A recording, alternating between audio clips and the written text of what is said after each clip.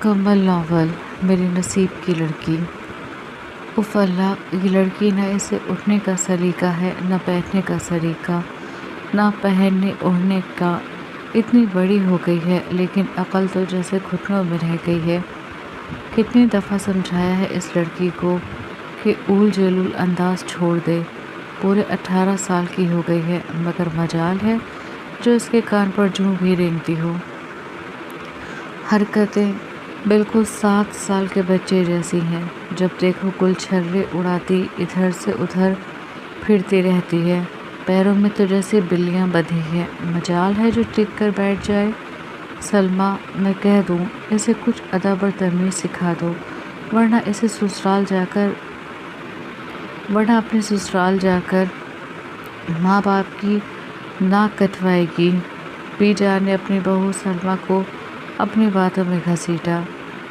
سفید شارٹ لکھنوی کرتے پر baggy jeans پہنے، گلے میں مفلر ڈالے وہ بڑے اطمینان سے کیک کھانے میں مصروف تھی۔ دیکھو زرنش، میں کہہ دیتی ہوں، اپنے طور طریقے بدل لو ورنہ حماد سر پکڑ کر روئے گا۔ غضب خدا کا، لڑکی والی کوئی بات ہے تم میں؟ زرنش کو لاپرواہی سے ٹرفل کیک کھاتے دیکھ کر بی جان نے غصے میں کہا۔ بی جان، ان کپڑوں میں کیا برائی ہے؟ ٹھیک تو ہیں، زرنش نے منہ بنا کر کہا۔ تم اٹھتی ہو یا اٹھاؤں میں اپنا جوتا؟ بی جان کا ہاتھ اپنے بند جوتے کی طرف جاتا دیکھ کر زرنش جلدی سے ان کے پاس سے اٹھی۔ اف بی جان، آپ نے سکون سے ٹرفل کیک نہیں کھانے دیا، وہ بدمزہ ہو کر بولی۔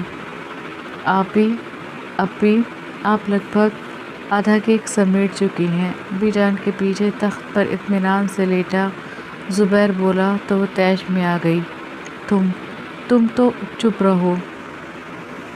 تم میرے کھانے پر کیوں نظر رکھے ہوئے ہو؟ اپنے کام سے کام رکھا کرو، وہ تھوڑا کھسیا کر بولی، لیکن پھر اپنے بڑے پن کا رعب جما کر اسے جھاڑ پلا دی۔ پر ایک بار پھر بی جان کی ٹوکنے پر منہ بناتی کپڑے بدلنے کی غرض سے کمرے میں چلی گئی۔ اس کا سفید کرتا کرکٹ کھیلنے کی وجہ سے مٹی میں اٹ چکا تھا اور وہ انہی گندے کپڑوں کے ساتھ بیٹھی کیک کھانے میں مصروف تھی۔ کیا ہوا امی، آپ کیا سوچ رہی ہیں؟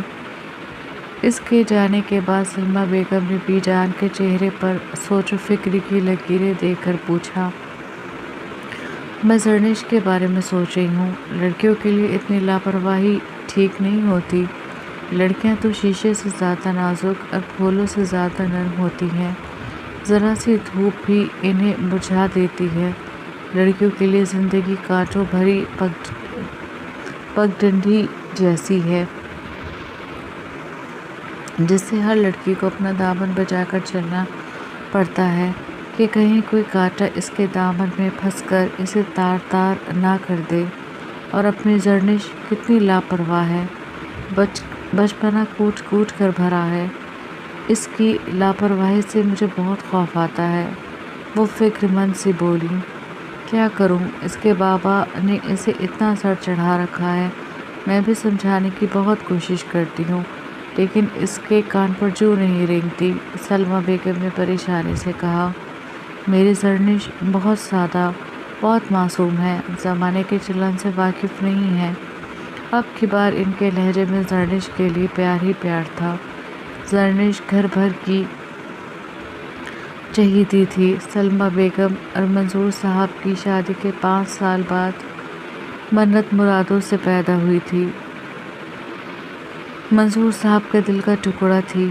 زرنش کے 7 سال بعد زبیر پیدا ہوا تو گویا ان کا گھر مکمل ہو گیا۔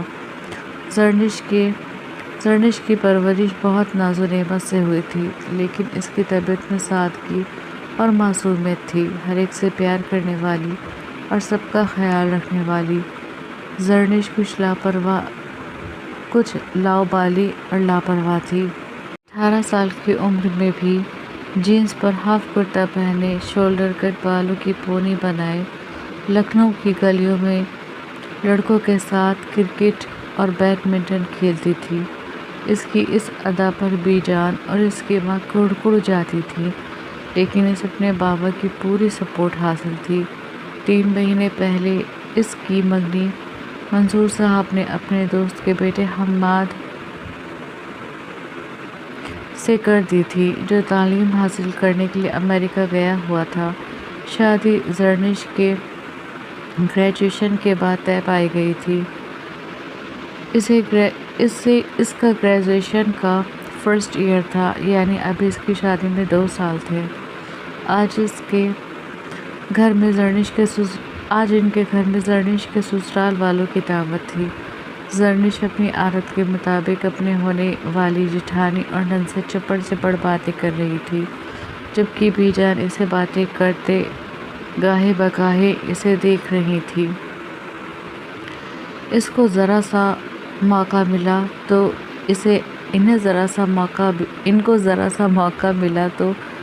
اسے آنکھیں دکھا کر وہاں سے اٹھنے کا اشارہ کیا۔ وہ ان سے ایکسکیوز کرتی ان کے پاس سے اٹھ رہی تھی۔ جب اس کی ساس نے آواز دے لی تو وہ جھٹ سے ان کے پاس جا کر بیٹھ گئی۔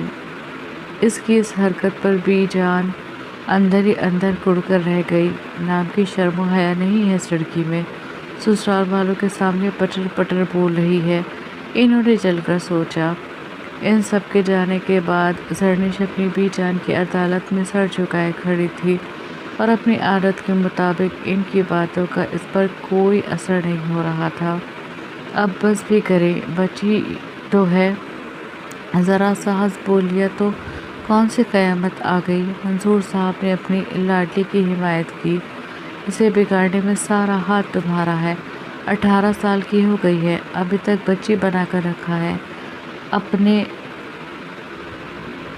سرکل میں لڑکیاں دیکھو، جب رشتے ہوتے ہیں تو نظر جھکا کے رہتی ہیں۔ بولنے کا، اٹھنے بیٹھنے کا انہیں سلیقہ آ جاتا ہے، اور ایک تمہاری چہیتی ہے کہ جب بولتی ہے تو زبان سپر فاسٹ ٹرین کو بھی پیچھے چھوڑ دیتی ہے، کہیں اسٹاپ ہی نہیں ہوتا اس کا۔ انہوں نے پھر منہ بسورتی زرنش کو دیکھا، جو اپنے سرمئی آنکھوں میں آنسو کی لالی لیے ہوئے کھڑی تھی، اور بس بی جان کی وہیں پر بس ہو گئی۔ اس کے آنسو ہی تو تھے، ان سے برداشت نہیں ہوتے تھے۔ جاؤ، رونے کی ضرورت نہیں ہے، اپنے کمرے میں جاؤ اور آئندہ دھیان رکھنا۔ انہوں نے پھر بھی روب جھاڑتے ہوئے کہا تو وہ ایک ناراض نظر ان پر ڈالتی اپنے کمرے میں چلی گئی۔ زاویہ تھکا ماندہ گھر لوٹا تو مائرہ اور آئرہ کو اپنے چاروں بچوں کے ساتھ دیکھ کر وہ ان کے آنے کا مقصد سمجھ گیا۔ السلام علیکم بھیا، دونوں بہنوں نے چہک کر اسے سلام کیا تو ان کے سلام کا جواب دے کر اپنے دونوں بہنوئیوں سے ملنے لگا۔ زاویہ بھائی آج ان دونوں سے بچ نہیں سکتے، آج دونوں بہنیں فل فارم میں آئی ہیں۔ ماہرہ کے شوہر ناصر نے انتہائی شرارت سے اس کے کان میں کہا تو زاویہ مسکرا دیا۔ دونوں بہنوں سے حال چال پوچھ کر اپنے بھانجی بھانجوں کے بیچ بیٹھ گیا۔ وہ اپنے اکلوتے ماموں کو اپنے دن بھر کی رودات سنا رہے تھے اور وہ بڑی دلچسپی سے ان کی باتیں سن رہا تھا۔ بھیا پلیز آپ ہماری بات سن لیں، ہم یہاں آپ کو ان کی باتیں سنانے نہیں آئے ہیں، آئرہ نے جھنجھلا کر کہا۔ اسی وقت رفعت بیگم ڈائننگ ہال میں داخل ہوئی۔ زاویہ نے انہیں سلام کیا۔ تم لوگ بیٹھو، میں فریش ہو کر آتا ہوں، کہہ کر وہ صوفے سے اٹھنے والا تھا جب مائرہ کی آواز اس کے کانوں میں پڑی۔ بھیا پلیز پہلے ہماری بات سن لیں۔ اس کی بات پر زاویہ لاچار ہو کر دوبارہ بیٹھ گیا۔ بولو میری جان، کیا بات ہے؟ مائرہ چھوٹی ہونے کی وجہ سے زاویہ کی لاڈلی تھی اور فی الحال اس کی حالت ایسی تھی کہ وہ اسے کوئی اسٹریس بھی نہیں دینا چاہتا تھا۔ ایکچولی بھیا ہم سب چاہتے ہیں کہ آپ شادی کر لیں۔ ماہرہ نے ذرا رک کر اپنی بات کی، مگر ہمیشہ کی طرح زاویہ کا مسکراتا چہرہ ایک دم سخت ہو گیا۔ وہ سب جانتے تھے کہ اپنی شادی کی بابت کوئی بھی بات سن کر وہ یوں ہی سنجیدہ ہو جاتا تھا۔ دیکھیں آپ سب لوگ میری بات بڑی غور سے سنیں۔ میں آپ لوگوں کو بہت بار بتا چکا ہوں اور اب پھر بتا رہا ہوں، میری شادی 7 سال پہلے ہو چکی ہے اور اب دوبارہ شادی کرنا میرے لیے ممکن نہیں۔ آپ کو یہ بات سمجھ میں کیوں نہیں آتی کہ فرح کے بعد میری زندگی میں کوئی لڑکی نہیں آ سکتی؟ وہ عاجزی سے بولا۔ لیکن بیٹا، اتنی بڑی زندگی تم تنہا کیسے گزارو گے؟ میں آج ہوں، کل نہیں، تو پھر تمہاری دیکھ بھال کون کرے گا؟ ہم سب جانتے ہیں کہ فرح سے تمہیں کتنی محبت تھی، کتنے ارمان، کتنی خوشیوں کے ساتھ تم نے اپنی زندگی میں سے شامل کیا تھا، لیکن تقدیر کو یہی منظور تھا۔ وہ بچی اتنی ہی عمر لکھوا کر آئی تھی۔ یہ بات درست نہیں کہ تم اس کی یادوں کو اپنے سینے سے لگائے زندگی گزار دو، تمہارا نام چلانے والا بھی کوئی نہ ہو۔ اور تم یقین کرو، فرح کی روح بھی ہرگز ایسا نہیں چاہے گی کہ تمہاری ذات بے نشان رہ جائے۔ رفعت بیگم نے اسے نرمی سے سمجھاتے ہوئے کہا۔ ڈائننگ ہال میں موجود سبھی لوگ بڑے دھیان سے ان کی باتیں سن رہے تھے، جبکہ زاویہ سر جھکائے بس کارپیٹ کو گھور رہا تھا۔ امی بالکل ٹھیک کہہ رہی ہیں بھیا، پلیز ہماری بات مان لیں، شادی کر لیں، ماہرہ التجائی لہجے میں بولی۔ ہاں زاویہ، امی بالکل ٹھیک کہہ رہی ہیں، زندگی کا سفر اکیلے بہت مشکل ہے، زندگی میں بہت مشکلات آتی ہیں اور ان کا مقابلہ ہم سفر کے ساتھ آسانی سے کیا جا سکتا ہے۔ آخر تم کب تک اپنی تنہائیوں اور اکیلے پن سے لڑتے رہو گے؟ زندگی کی خوشیوں پر تمہارا بھی پورا حق ہے۔ عائرہ کے شوہر حارث نے اسے قائل کرنے کی کوشش کی۔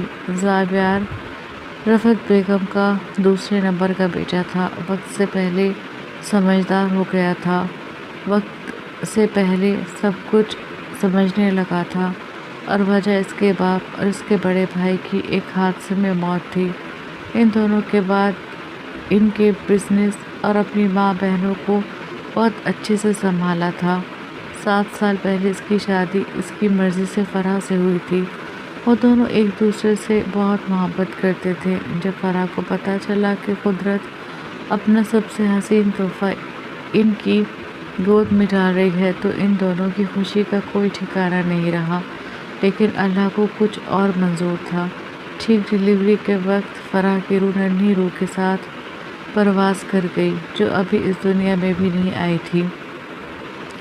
زاویہ کی حالت تو پاگلوں جیسی ہو گئی تھی۔ فرح اس کی زندگی کا عنوان، اس کی محبت جو کچھ عرصہ پہلے ہنستی کھلکھلاتی اپنی شرارتوں سے اسے تنگ کرتی تھی، آج مرو مٹی تلے ہمیشہ کے لیے جا سوئی۔ یہ اس گھر میں دوسرا بڑا حادثہ تھا۔ وہ اپنے باپ اور اپنے بھائی کی موت سے سنبھل گیا تھا، لیکن فرح کی موت نے اسے کہیں کا نہیں چھوڑا تھا۔ فرح کی موت کے بعد زاویہ کے اندر کی شوخی اور خوش مزاجی اپنے آپ ہی دم توڑ گئی۔ اس کی زندگی آفس سے گھر اور گھر سے آفس تک رہ گئی۔ فرح میرے لیے میری زندگی کے ساتھ ہی نہیں، وہ میری محبت تھی، میری آرزو تھی، میری زندگی، میری خوشی تھی، جسے میں کبھی نہیں بھول سکتا، اور اس کی یاد اپنے دل میں بسائے میں کسی اور کا ہاتھ نہیں تھام سکتا، کیونکہ میں فیئر بندہ ہوں، ہر چیز کو فیئر طریقے سے کرنے کا قائل ہوں۔ مجھے پتہ ہے میں کسی کو کچھ نہیں دے سکتا۔ زاویہ آہستہ سے بولا۔ بھائی، آپ اس حقیقت کو کیوں نہیں مان لیتے کہ فرح بھابھی اب اس دنیا میں نہیں ہے؟ اتنی بڑی زندگی گزارنے کے لیے ساتھی کی ضرورت ہے۔ عائرہ تنگ آ کر بولی۔ پچھلے 2 سال سے وہ سب لوگ زاویہ کی ویران زندگی کو دیکھ کر اسے دوسری شادی کرنے کے لیے منا رہے تھے۔ نیلم باجی بہت اچھی ہیں، اور پھر آپ کی ان سے انڈرسٹینڈنگ بھی بہت ہے۔ زاویہ کو خاموش دیکھ کر ماہرہ نے کہا۔ بھائی، اگر آپ کہیں تو ہم بڑی امی سے آج کھانے میں کیا پکا ہے؟ مجھے بہت بھوک لگی ہے، پلیز کھانا لگا دیں، میں بس فریش ہو کر آتا ہوں۔ ماہرہ کی بات درمیان میں کاٹ کر زاویہ رفعت بیگم سے نارمل انداز میں بولا اور اٹھ کر اپنے کمرے میں چلا گیا۔ कोई फ़ायदा नहीं है तुम लोगों का यहाँ आकर पत्थर से टकराने का। वो शादी नहीं करेगा और कभी नहीं करेगा। हारिस ने उलझ कर कहा। खाला आप वो कॉलेज से लौटी तो रफ़त बेगम को बीजान के पास बैठे देखकर खिल उठी। इतने दिनों बाद आई हैं आप? वो वालेहाना अंदाज में इनकी तरफ बढ़ी और इनके गले से लग गई। रफ़त बेगम ने भी अपनी भांजी को खूब प्यार किया। क्या करूं मेरी जान, हर वक्त बीमार रहने लगी हूँ, इसलिए कहीं आया जाया नहीं जाता। इन्होंने मोहब्बत से इसके गाल चूमते हुए कहा। अगर ऐसी बात है खाला जान तो आप परमानेंट कोई मुलाजमा अपने साथ रख लें। इसने अपनी खाला के उतरे चेहरे को देखकर कहा। बेटा, कोई मुलाजमा मेरी इस दुख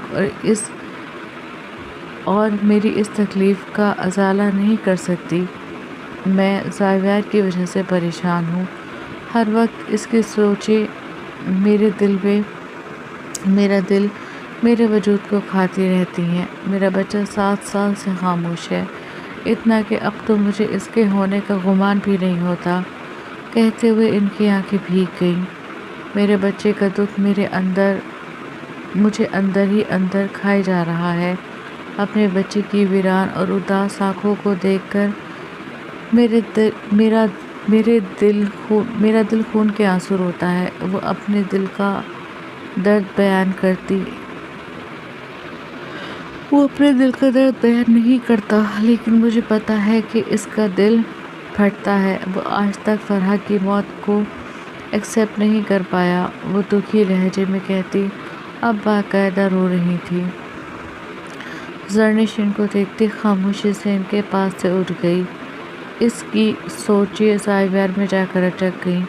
क्या है अगर खाला अम्मी की खुशी के लिए शादी कर लें तो? लेकिन नहीं, वो तो शादी का नाम सुनते ही हत्थे से उखड़ जाते हैं। अपने सामने किसी और की तकलीफ़ दिखाई ही नहीं देती। वो इतने नन्हे तो नहीं कि इन्हें ये समझ में न आए कि मरने वालों के साथ मरा नहीं जाता, बल्कि इनके लिए मग़फ़िरत की दुआ की जाती है। लेकिन नहीं, इन्हें तो ऐसा लगता है कि जैसे फरहा भाभी के साथ खुद को भी दफनाए थे। वो कमरे में आकर सोचती, अपना बैग एक तरफ फेंक कर बेड पर बैठ गई। इसे ज़ावियार की ये बात बहुत बुरी लगती थी। वो जब भी खाला, मायरा और आयरा को देखती तो इसका दिल करता कि वो खुद भी इससे पूछ ले कि आखिर वो इन्हें किस बात की सज़ा दे रहा है। लेकिन ना तो इनमें इतनी बेतकल्लुफ़ी थी और ना ही वो हम उम्र थे। वो 32 साल का नौजवान था और वो 18 साल की उम्रों का फ़र्क भी इसे खामोश रहने पर मजबूर कर देता था। वरना जितनी लंबी इसकी ज़बान थी, इसका दिल करता था कि एक ही सेशन में इसे अपने पास बिठाकर इससे सारे सवाल कर डाले। मैं अंदर आ सकती हूँ? ज़ावियार ने आवाज़ पर सर उठाया तो दरवाजे से सर निकाले चहकती खुश दिली से बोलती नीलम अंदर दाखिल हुई। और क्या हो रहा है तुम्हारी लाइफ में? वो इसके बराबर बैठते हुए इंतहाई शौक़ी से बोली तो ज़ावियार ने इसे संजीदगी से देखा। Okay I am sorry, mood ख़राब मत करना, मजाक कर रही थी। नीलम जल्दी से बोली तो ज़ावियार ने इसे घूर कर देखा। अच्छा ये बताओ, तुमने अभी तक लंच किया? उसने पूछा। नहीं, बस अभी मंगवाने वाला था, ज़ावियार ने कहा। अच्छा तो फिर चलो, फ़ौरन उठो और मुझे किसी अच्छे से रेस्टोरेंट में लंच कराओ। नीलम मुझे काम। हाँ मुझे पता है तुम्हें बहुत काम है। नीलम ने इसकी बात दरमियान में उचक ली। लेकिन काम के साथ लंच करना भी ज़रूरी होता है, वो भी एक अच्छे से रेस्टोरेंट में। पहले मुझे लंच कराओ और फिर मुझे घर ड्रॉप करो। ओके, नीलम ने कहा। तुम कहाँ से आ रही हो? ज़ावियार ने पूछा। शॉपिंग करके, मुझे बहुत तेज़ भूख लगी थी। वहाँ मुझे कोई अच्छा रेस्टोरेंट नज़र नहीं आया, इसलिए तुम्हारे ऑफिस चली आई। सोचा तुम्हारे साथ लंच करूँगी और अच्छा वक्त भी गुजार लूँगी। इसने दिलकशी से कहा तो ज़ावियार बस मुस्कुरा कर रह गया। وہ اس کی ہم عمر تھی۔ ہم عمر ہونے کی وجہ سے بچپن سے ہی دونوں بہت بے تکلف تھے، دوستی بھی اچھی خاصی تھی۔ چلو اٹھو، کہتے ہوئے زاویہ نے گاڑی کی چابی اٹھائی اور کیبن سے نکل گئی۔ السلام علیکم زاویہ بھائی۔ وہ دونوں ریسٹورنٹ میں بیٹھے تھے کہ زرنش کی کھنکتی آواز زاویہ کے کان سے ٹکرائی۔ اس نے نگاہ اٹھا کر دیکھا تو زرنش نیلم کو دیکھ کر مسکرا رہی تھی۔ زرنش تم یہاں کیسے؟ زاویہ نے حیرت سے پوچھا۔ دراصل زاویہ بھائی، میرے فرینڈ کا برتھ ڈے ہے، وہ ہم سب کو ٹریٹ دینے کے لیے آئی ہے۔ اس نے ایک کرسی کی طرف اشارہ کر کے کہا جہاں پر اس کی عمر کی 6-7 لڑکیاں بیٹھی تھیں۔ ارے واہ، خوب مزے کیے جا رہے ہیں۔ زاویہ نے ان لڑکیوں پر سرسری سی نظر ڈال کر زرنش سے کہا، آپ چاہیں تو آپ بھی ہمیں جوائن کر کے مزے اڑا سکتے ہیں، لیکن اس کے لیے آپ کو میری فرینڈ کو گفٹ دینا پڑے گا۔ زرنش مذاقن بولی تو نیلم ہنس پڑی۔ ارے نہیں، تم اپنی فرینڈ کے ساتھ انجوائے کرو۔ زاویہ مسکرا کر بولا تو وہ ان دونوں کو مسکرا کر دیکھتی وہاں سے جانے لگی۔ سنو، کچھ یاد آنے پر زاویہ نے اسے پکارا۔ جی، وہ ایک دم مڑ کر بولی۔ تم پھر کیسے جاؤ گی؟ زاویہ نے پوچھا۔ آئیں تو ساتھ تھے، لیکن اب اکیلے جاؤں گی تو میٹرو سے جاؤں گی۔ اس نے کہا، نہیں اکیلے مت جانا، میں تمہیں چھوڑ دوں گا۔ زاویہ نے کہا تو نیلم دل ملا کر رہ گئی۔ وہ اکیلے میں اس کے ساتھ وقت گزارنا چاہتی تھی، لیکن زرنش نے سب خراب کر دیا۔ ٹھیک ہے بھائی۔ وہ خوش ہوتی واپس اپنے ٹیبل پر آ کر بیٹھ گئی۔ یہ بندہ کون ہے؟ اتنا ہینڈسم، اتنا گڈ لکنگ، تم اسے کیسے جانتی ہو؟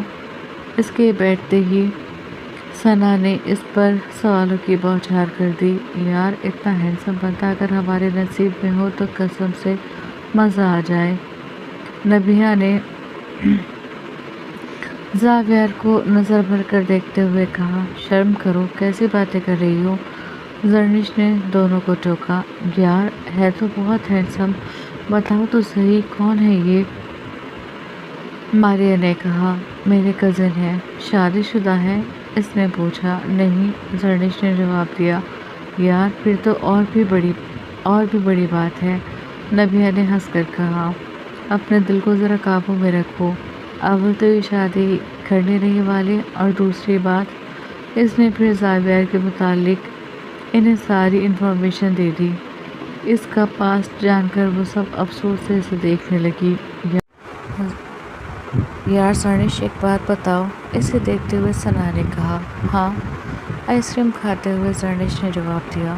تمہارے خاندان میں تو آپس میں شادی ہو جاتی ہے، تو تم کیوں اتنے ہینڈسم بندے سے شادی نہیں کر لیتی؟ ثنا نے کہا تو زرنش چونک گئی۔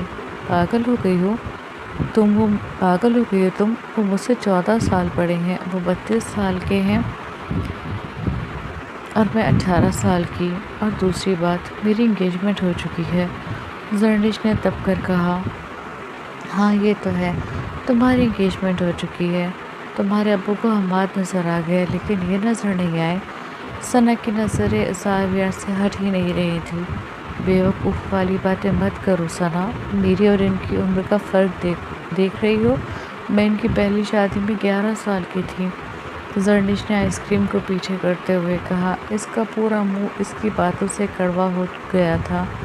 تم اسے چھوڑو، میری سیٹنگ کرا دو، نبیہا نے کہا تو زرنش اپنا سر تھام کر رہ گئی۔ وہ دیکھ رہی ہو، وہ جو ان کے برابر میں لڑکی بیٹھی ہے، وہ ان کی تائزات ہے، اور پورا خاندان ان سے ان کی شادی کرانے کی پلاننگ کر رہا ہے۔ بس ایک بار وہ شادی کے لیے مان جائیں، پھر وہ ان کی دلہن بن کر آئیں گی۔ زرنش نے نیلم کو دکھاتے ہوئے کہا تو ان سب کے ساری ایکسائٹمنٹ جھاگ کی طرح بیٹھ گئی۔ اب اپنے کھانے پر دھیان دو، زاویہ بھائی پر نہیں، اس نے کہا اور پھر آئس کریم کھانے لگی۔ واپسی پر زاویہ نے پہلے نیلم کو اور پھر زرنش کو اس کے گھر چھوڑ دیا۔ حماد امریکہ سے آیا ہوا تھا۔ آج شام اس کا کھانا منظور صاحب کے گھر پر تھا۔ سنو لڑکی، اس کے سامنے بیٹھنے کی، اس کے ساتھ پٹر پٹر باتیں کرنے کی کوئی ضرورت نہیں ہے۔ سلام کر کے واپس اپنے کمرے پہ چلی جانا۔ بی جان اسے سمجھا رہی تھی اور وہ اپنا سر ہلا کر ان کی باتیں سن رہی تھی، لیکن جب وہ لوگ آئے تو اس کی ہونے والی ساس نے اس کا ہاتھ پکڑ کر اپنے پاس بٹھا لیا، ایسے بٹھایا کہ اسے ہٹنے ہی نہیں دیا۔ پھر اشارے سے حماد کو بھی اپنے پاس بٹھا کر اب خود بیچ میں سے ہٹ گئی۔ بی جان نے اس کی ماں کو بھی بڑی غصے سے دیکھا، لیکن فی الحال وہ کچھ نہیں کہہ سکتی تھی۔ آپ بولتی نہیں کیا؟ حماد نے آہستہ سے پوچھا۔ اس نے حماد کے سوال پر آہستہ سے سر اٹھا کر اس کی طرف دیکھا، جو اپنی آنکھوں میں شرارت کے تمام رنگوں کو سمیٹے پیار سے لہجے میں پوچھ رہا تھا۔ وہ اس کو جواب دیتی اس سے پہلے اس کی نظر اپنی بی جان پر پڑی، جو اسے ہی گھور رہی تھی۔ بولتی ہوں، لیکن اتنا نہیں، اس نے آہستہ سے جواب دیا تو حماد اس کی بات پر مسکرا دیا۔ اچھا، میں نے تو سنا ہے کہ آپ بہت بولتی ہیں، حماد نے کہا تو وہ اسے ٹیڑھی نظروں سے دیکھنے لگی۔ ایک اس کی نظر حماد پر تھی اور دوسری اپنی بی جان پر، جو آنکھوں سے اسے اٹھنے کا اشارہ کر رہی تھی۔ وہ اٹھتی تو نہیں، لیکن ان کی آنکھوں میں ایسا غضب تھا کہ وہ اس سے ایکسکیوز کرتی اٹھ کے وہاں سے چلی گئی، جبکہ حماد اس کے اس رویے کو کوئی نام نہ دے سکا۔ مائرہ کے یہاں بیٹے کی پیدائش ہوئی تھی۔ آج اس کے 1.25 مہینے ہونے پر اس کے عقیقے کا پروگرام رکھا گیا تھا۔ عقیقے کا پروگرام اس کے بنگلے کے لان میں ہی کیا گیا تھا۔ وائٹ کلر کے سوٹ میں، وائٹ موتیوں اور ستاروں کے کام والے سوٹ میں، سلیقے سے دوپٹہ اوڑھے زرنش بہت پیاری لگ رہی تھی۔ ہر طرف رنگ و بو کا سیلاب تھا، چاروں طرف رنگین آنچل بکھرے ہوئے تھے۔ تبھی زرنش زاویار کے پاس چلی آئی۔ زاویار بھائی، دیکھ لیں کوئی پری چہرہ، یہاں تو چاروں طرف حسن ہی حسن بکھرا پڑا ہے۔ زرنش انتہائی شوخی سے بولی۔ تم نہیں سدھرو گی؟ بلیک ڈنر سوٹ میں ریڈ ٹائی لگائے زاویار اپنی جادوئی پرسنالٹی سمیٹے اسے جادوئی نگاہوں سے دیکھتے ہوئے بولا۔ بالکل سدھر جاؤں گی اگر آپ ہاں کر دیں تو۔ وہ مسکرا کر بولی۔ کیا باتیں ہو رہی ہیں؟ بلیک ساڑی میں اپنی حسن کی تمام تر بجلیاں گراتی نیلم آ کر بولی۔ What a coincidence! زاویار بھائی، آپ دونوں کی پسند بھی ملتی ہے، دونوں بلیک رنگ پہنے ہوئے ہیں، زرنش نے کہا تو زاویار نے بے ساخت نیلم کی طرف دیکھا، لیکن اس کے لباس نے اسے نظریں چرانے پر مجبور کر دیا۔ صرف رنگ ہی نہیں، ہماری تو بہت سی عادتیں ایک دوسرے سے ملتی ہیں، کیوں زاویار؟ وہ ایک ادا سے بولی، لیکن زاویار اس کی بات کا جواب دیے بغیر اس سے ایک سمت چل دیا۔ نیلم آپی، زاویار بھائی کتنے سنجیدہ ہو گئے ہیں، شادی سے پہلے کتنے شوق ہوا کرتے تھے، فرح بھابھی کی جدائی کا غم وہ بھول نہیں پا رہے ہیں۔ زرنش زاویار کے جانے کے بعد بولی۔ زاویار، تمہیں فرح کو بھولنا ہوگا، 7 سال پہلے اس نے تمہیں مجھ سے چھین لیا تھا، لیکن اب میں تمہیں خود سے چھیننے نہیں دوں گی۔ تمہاری زندگی میں آ کر تمہارے دل سے فرح کی ہر یاد خورچ دوں گی۔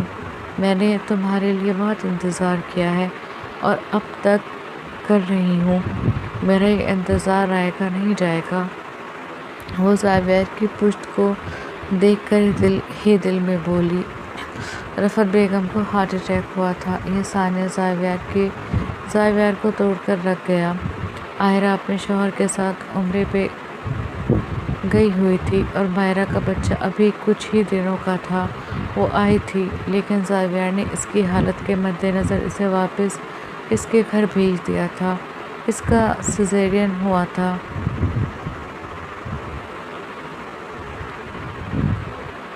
اسے آرام کی ضرورت تھی، تو اپنی بہن کا خیال کرتے کچھ دن سلمیٰ بیگم رفعت بیگم کے پاس رہیں۔ پھر کچھ دن کے لیے انہوں نے زرنش کو ان کے پاس چھوڑ دیا۔ وہ پورا دن رفعت بیگم کے ساتھ ہوتی، ان کا خیال رکھتی۔ اسے صرف کھانا بنانا تھا، باقی سارے کام ملازم ہی کرتے تھے۔ اس وقت بھی وہ انہیں سوپ پلا کر دوائی کھلانے کے لیے ان کے لیے دودھ لینے گئی تھی، لیکن جب واپس آئی تو زاویار کو ان کے کمرے میں بیٹھا پایا۔ وہ ان کے برابر میں ان کا ہاتھ تھامے سر جھکائے بیٹھا تھا۔ ماحول کی خاموشی یہ بتا رہی تھی کہ تھوڑی دیر پہلے دونوں کے درمیان کیا بات ہوئی ہے۔ وہ آہستہ آہستہ چلتی ہوئی رفعت بیگم کے پاس آئی اور دودھ کا گلاس بیڈ سائیڈ پر رکھ کر دوسری طرف آ کر بیٹھ گئی۔ اب دوائی کھا لیں۔ زاویار نے دوائی نکال کر دودھ کا گلاس انہیں تھماتے ہوئے کہا، پہلے تم ہاں کرو۔ انہوں نے کسی ضدی بچے کی طرح کہا، میں سوچ کر جواب دوں گا۔ جی نہیں، مجھے ابھی جواب چاہیے، ورنہ میں نہ دوائی کھاؤں گی نہ کھانا۔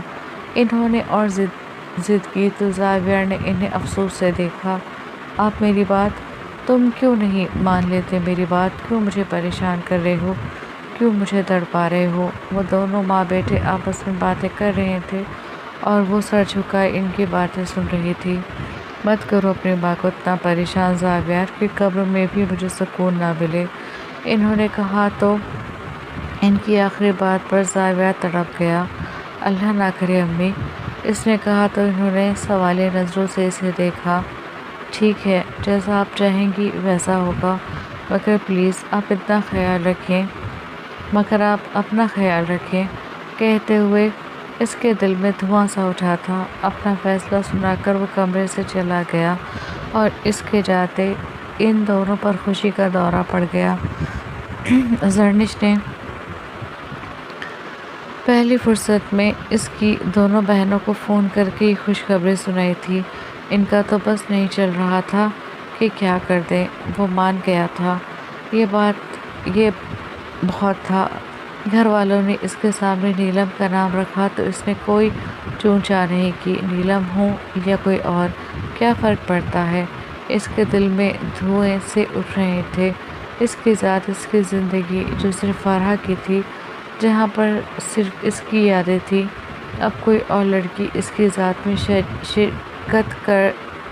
شرکت دار بن کر آ رہی ہے۔ وہ اپنے غم میں چور تھا اور نیلم اپنی خوشی کے نشے میں چور تھی۔ لو زاویار، آخر میں نے تمہیں حاصل کر ہی لیا۔ میں تمہارے دل سے فرح کی ہر یاد مٹا دوں گی۔ تم صرف میرے ہو، صرف میرے۔ نیلم سرشاری سے سوچنے لگی۔ رفعت بیگم ابھی پوری طرح ٹھیک نہیں ہوئی تھی، لہٰذا زرنش ابھی تک ان کے پاس ٹھہری ہوئی تھی۔ آج اس کی بی جان کا فون آیا تھا۔ وہ زرنش کو اب گھر آنے کے لیے کہہ رہی تھی۔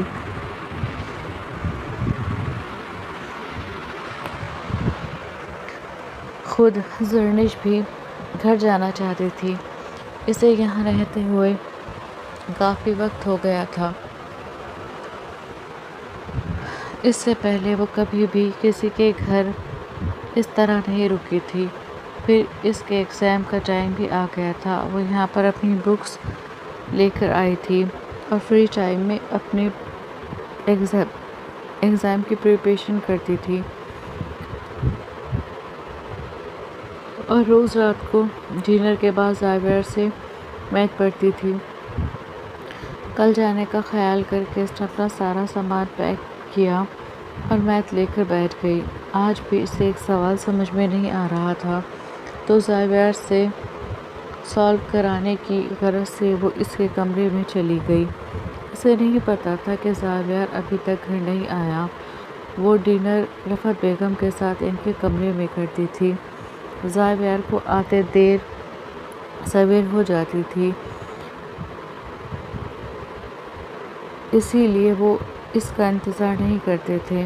وہ خود آتا اور ملازمہ اسے کھانا دے دیتی۔ وہ اس کے کمرے میں آ کر اسے آواز دے کر صوفے پر بیٹھ گئی۔ اسے لگا وہ واش روم میں ہے یا ڈریسنگ روم میں، لیکن وہ گھر پر نہیں تھا اور یہ بات اسے نہیں پتا تھی۔ وہ بیٹھی اس کا انتظار کر رہی تھی جب اس کی نظر بیڈ سائیڈ پر رکھی البم پر پڑی۔ وہ جلدی سے اٹھی اور البم اٹھا کر بیڈ پر بیٹھ گئی۔ وہ زاویار کی شادی کی ایلبم تھی۔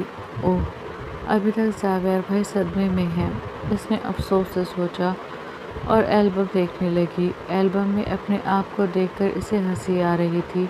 اللہ، میں کتنی چھوٹی تھی زاویار بھائی کی شادی میں، خود سے کہتی وہ ہنس رہی تھی۔ پوری ایلبم دیکھ کر اس نے واپس رکھی اور پھر اسے یاد آیا کہ وہ یہاں زاویار سے پڑھنے آئی تھی۔ بھائی تو کمرے میں نہیں ہے۔ ہو سکتا ہے بھائی جم میں ہو۔ زاویار شام کو گھر میں بنے جم میں ورک آؤٹ کرتا تھا، اسے لگا وہ شاید جم میں ہے۔ تھوڑی دیر میں آ جائیں گے، اس نے خود سے کہا اور اپنا فون اٹھا کر اسکرولنگ کرنے لگی۔ فون دیکھتے دیکھتے اس کی آنکھ لگ گئی اور وہ وہیں بیڈ پر سو گئی۔ تم کیوں چلی گئی فرح، مجھے اکیلا چھوڑ کر؟ جانا ہی تھا تو اتنا بتا کر جاتی کہ میں تمہاری یادوں سے کیسے پیچھا چھڑاؤں جو آج تک میرا پیچھا کر رہی ہیں۔ تم جانتی ہو میری ذات، میری زندگی جو صرف تمہاری تھی، اب اس پر حق جمانے کوئی اور آ رہی ہے۔ آج پہلی بار اس نے فرح کی یادوں سے پیچھا چھڑانے کے لیے حرام مشروب کو ہونٹوں سے لگایا تھا، جو انسان کو پل بھر میں ہوش سے بیگانہ کر دیتی ہے۔ وہ مشکل سے گھر پہنچا اور لڑکھڑاتے قدموں سے سیڑھیاں چڑھنے لگا۔ سر بری طرح چکرا رہا تھا، آنکھوں کے سامنے عجیب قسم کی پرچھائیاں ناچتی دکھائی دے رہی تھی، ہر چیز دو دو نظر آ رہی تھی۔ وہ جھومتے لڑکھڑاتے قدموں کے ساتھ اپنے کمرے میں آیا۔ دروازہ بند کر کے وہ جیسے ہی پلٹا تو سامنے زرنش کو اپنے بیڈ پر پا کر اس کے جسم کو ہلکا سا جھٹکا لگا۔ اسے لگا یہ اس کا وہم ہے۔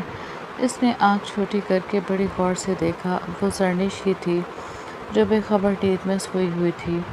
فون دیکھتے دیکھتے کب اس کی آنکھ لگ گئی اس کو پتہ ہی نہیں چلا۔ نیند اتنی گہری تھی کہ دروازہ کھلنے اور بند ہونے کی آواز بھی نہیں آئی۔ وہ ہمیشہ سے نیند کی پکی تھی۔ زاویار اس کے قریب آیا اور اپنی تمام تر طاقتیں جمع کر کے اسے آواز دی، لیکن وہ بہت گہری نیند میں تھی، خود اس کی آواز بھی لڑکھڑا رہی تھی۔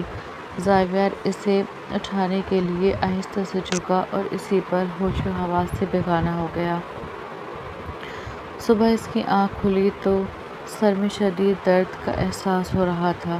اس نے بے ساختہ اپنا سر تھام لیا، طبیعت ابھی تک نڈھال ہو رہی تھی، آنکھیں جل رہی تھیں۔ بڑی مشکل سے اپنے بھاری ہوتے سر کو سنبھالتے اس نے دوسری طرف کروٹ لی تو اسے 1000 وولٹ کا کرنٹ لگا۔ وہ دیر کی تیزی سے بستر سے اٹھا۔ زرنش، تم یہاں کیا کر رہی ہو؟ وہ انتہائی بدحواسی میں بولا۔ تم جواب کیوں نہیں دے رہی؟ وہ اس کی حالت دیکھ کر وحشت زدہ ہوا۔ اوہ میرے اللہ، یہ سب کیا ہو گیا؟ یہ کیوں ہو گیا؟ نہیں، میں ایسا نہیں کر سکتا، میں ایسا ہرگز نہیں کر سکتا، میں کتنا بھی گر جاؤں لیکن یہ نہیں کر سکتا۔ اس کے اندر کوئی زور سے چیخا تھا۔ وہ اس بھیانک حقیقت کو جھٹلانا چاہتا تھا لیکن زرنش کی حالت اس کی زیادتی کی گواہی دے رہی تھی، جو بیڈ کے ایک کونے میں بیٹھی نہ جانے کتنی دیر سے آنسو بہا رہی تھی، جس کی آنکھیں روتے روتے سوج گئی تھیں۔ زرنش، کچھ تو بولو، کیا ہوا ہے؟ تم رو کیوں رہی ہو؟ اس وقت تم یہاں کیا کر رہی ہو؟ تم یہاں کیوں آئی؟ وہ الٹے سیدھے سوال کرتا گیا۔ اس کے دل نے یہ خواہش بڑی شدت سے کی تھی کہ یہ سب جھوٹ ہو، خواب ہو۔ جواباً زرنش نے رونا شروع کر دیا۔ ہمارے مذہب میں نشے کی ممانعت ہے، کیونکہ انسان نشے کی حالت میں اپنی سدھ بودھ کھو دیتا ہے، ہوش و حواس سے بیگانہ ہو جاتا ہے۔ اسے کچھ معلوم نہیں ہوتا کہ وہ کیا کر رہا ہے، کون سا گناہ کر رہا ہے۔ وہ تو یہ بھی بھول جاتا ہے کہ کون کے سامنے کون سی ہستی ہے جو اس کی مدہوشی کا اس کے ظلم کا شکار ہو رہی ہے۔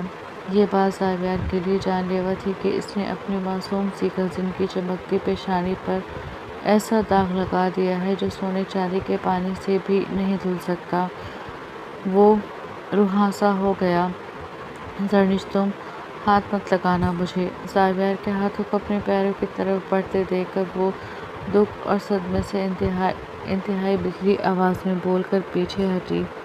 اس کی حالت پاگلوں جیسی ہو رہی تھی۔ میرا کیا قصور تھا؟ میں نے آپ کا کیا بگاڑا تھا؟ وہ جب بولی تو زاویہ کا دل چاہا چیخ چیخ کر رونا شروع کر دے، جس نے اس معصوم کلی کو ریزہ ریزہ کر کے بکھیر دیا۔ مجھے معاف کر دو زرنش، پلیز مجھے معاف کر دو۔ زاویہ اس کے سامنے ہاتھ جوڑ کر رو پڑا۔ اس نے زاویہ کے جڑے ہاتھ اور بہتی آنکھوں کو انتہائی نفرت اور حقارت سے دیکھا اور اپنے بکھرے وجود کو سنبھالتی لڑکھڑاتے ہوئے اٹھی اور لڑکھڑاتے قدموں سے ہی باہر کی طرف نکل گئی، جبکہ زاویہ پچھتاووں اور ندامتوں کے سمندر میں ڈوب گیا۔ کیا بات ہے سلمیٰ، میں دیکھ رہی ہوں جب سے زرنش واپس آئی ہے بالکل خاموش ہو گئی ہے۔ پہلے کی طرح نہ ہنستی بولتی ہے، نہ ٹھیک سے کھاتی پیتی ہے۔ بی جان زرنش کی خاموشی پر ٹھٹک کر بولی۔ پہلے تو وہ سمجھ رہی تھی کہ وہ تھکی ہوئی ہے، لیکن اس کی مسلسل خاموشی انہیں ہلائے دے رہی تھی۔ امی، آپ ہی تو کہتی ہیں کہ زرنش سنجیدہ ہو جاؤ، اب وہ سنجیدہ ہونے کی کوشش کر رہی ہے تو آپ پریشان ہو رہی ہیں۔ سلمیٰ بیگم نے ان کا شک دور کرنے کی غرض سے کہا تو وہ سر ہلا کر رہ گئی، حالانکہ وہ مطمئن نہیں ہوئی تھی۔ زرنش کیا سوچ رہی ہو؟ وہ اپنے کمرے میں بیٹھی تھی جب سلمیٰ بیگم اس کے پاس آئیں۔ کچھ نہیں امی، وہ جب اپنے ہاتھوں میں دیکھ رہی تھی۔ اس نے ایک دم اپنے ہاتھ اپنے دوپٹے میں چھپا لیے، ایسے جیسے اس کی ماں اس کے ہاتھوں کی لکیریں نہ پڑھ لے، جس میں اس کی بدنصیبی ہی بدنصیبی لکھی تھی۔ کیا ہوا زرنش؟ جب سے تم آپا کے گھر سے آئی ہو اتنی چپ سی کیوں ہو؟ بتاؤ مجھے، کیا بات ہے؟ کوئی پریشانی ہے تو مجھ سے کہو۔ وہ اس کے سر پر ہاتھ رکھ کر پیار سے بولی۔ ان کی محبت پر زرنش کا دل کیا کہ ان کی گود میں سر رکھ کر پھوٹ پھوٹ کر رو دے اور انہیں سب کچھ بتا دے۔ انہیں یہ بتا دے کہ ان چند دنوں میں اس کی زندگی میں اس کے دامن میں کتنی غزالتیں ڈال دی ہیں کہ خود اپنا وجود اسے بدصورت لگنے لگا ہے۔ ان کی ممتا کے آنچل میں اپنا منہ چھپا لیں، پھر دنیا والے اس کے داغدار پیشانی نہ دیکھ سکیں، اس مہربان باہوں میں یوں سمٹ جائے کہ کوئی اس کے عیبدار وجود کو نہ پہچان سکے۔ نہیں امی، ایسی کوئی بات نہیں ہے، بس آج کل طبیعت کچھ ڈھیلی سی ہے، ایگزام کا بھی بوجھ ہے، پھر خالہ کے یہاں مجھے صحیح سے نیند بھی نہیں آتی تھی۔ اس نے آہستہ سے جواب دیا۔ ہاں یہ تو ہے، تم ٹھیک کہہ رہی ہو، لیکن بیٹا پڑھائی کی اتنی فکر مت کرو، اپنے دماغ پر اتنا بوجھ مت ڈالو، آرام سے اسٹڈی کرو۔ اس کو پیار سے سمجھا کر اس کا ماتھا چومتے وہ کمرے سے چلی گئی۔ ان کے کمرے سے جاتے ہی زرنش کے مسکراتے ہونٹ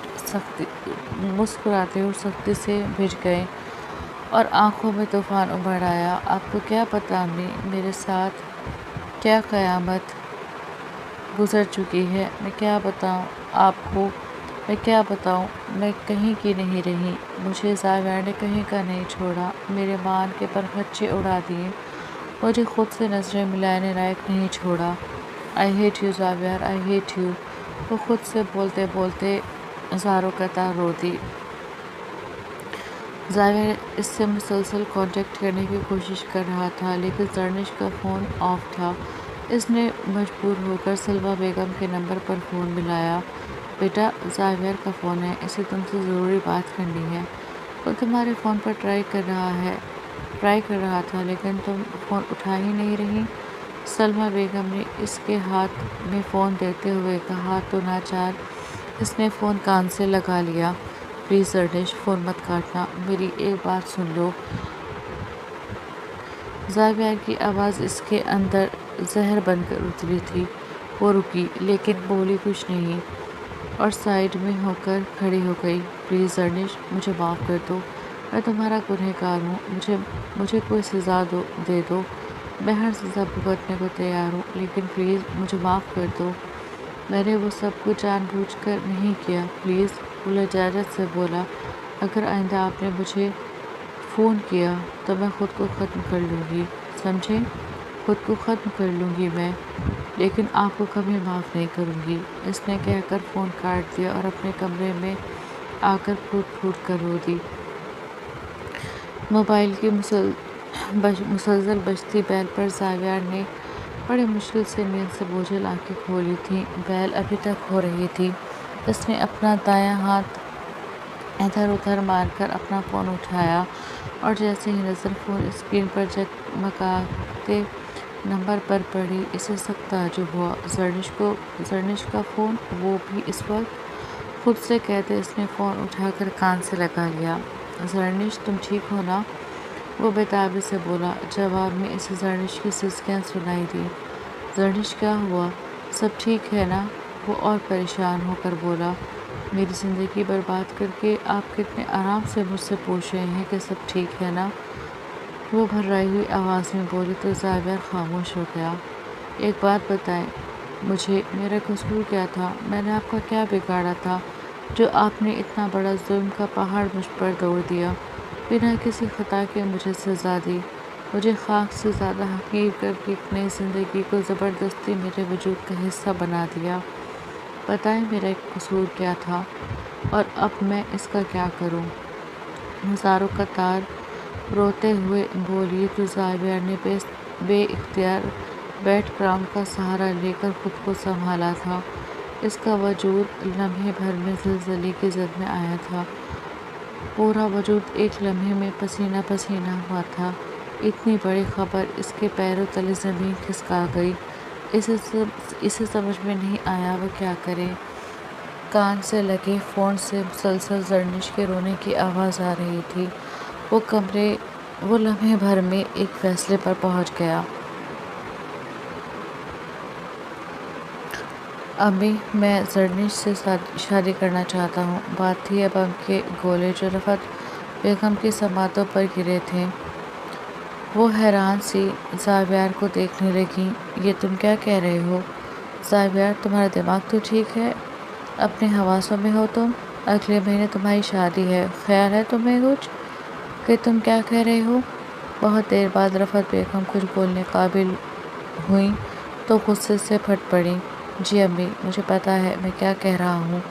میں نیلم سے نہیں، زرنش سے شادی کرنا چاہتا ہوں۔ آپ آج ہی خالہ کے گھر میرا پرپوزل لے کر جائیں۔ اسے آپ میری ضد سمجھ لیں کہ میں شادی کروں گا تو صرف زرنش سے، ورنہ میں کسی سے شادی نہیں کروں گا۔ وہ دو ٹوک لہجے میں کہہ کر رفعت بیگم کو زلزلوں کی زد میں چھوڑ گیا۔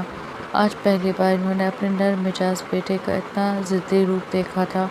وہ سر تھام کر رہ گئی۔ جب دونوں بہنوں کو پتہ چلا تو ان کی زبانیں بند ہو گئیں۔ یہ بھیا کو کیا ہو گیا اچانک؟ عائرہ سوچ کے سمندر سے نکل کر مشکل سے بولی، پتہ نہیں کہاں سے اس کے دماغ میں شیطان سوار ہو گیا۔ ارے اپنی اور اس کی عمر کا ہی لحاظ کر لیتا، وہ بچی 18 سال کی ہے۔ پتہ نہیں کہاں سے اس کے دماغ میں یہ خناس بھر گیا ہے، اور میں کس منہ سے جاؤں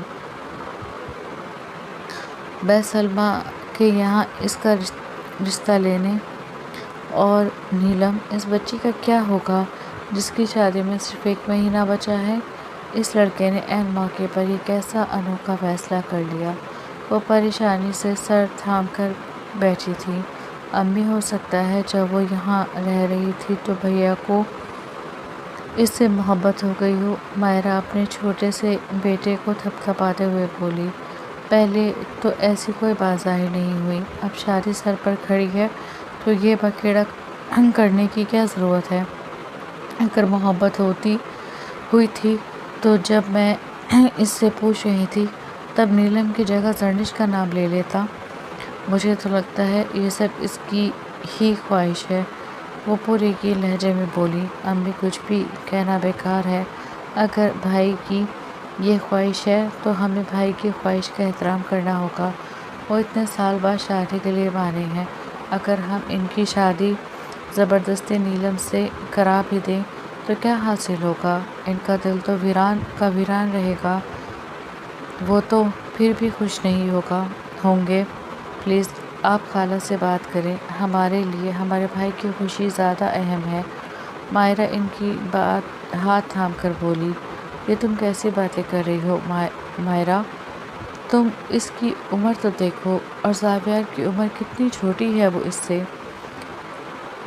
کس منہ سے کہوں میں؟ اور وہ تو حماد سے انگیجڈ ہے۔ اف میرے خدا، اس لڑکے نے مجھے کہاں پھنسا دیا۔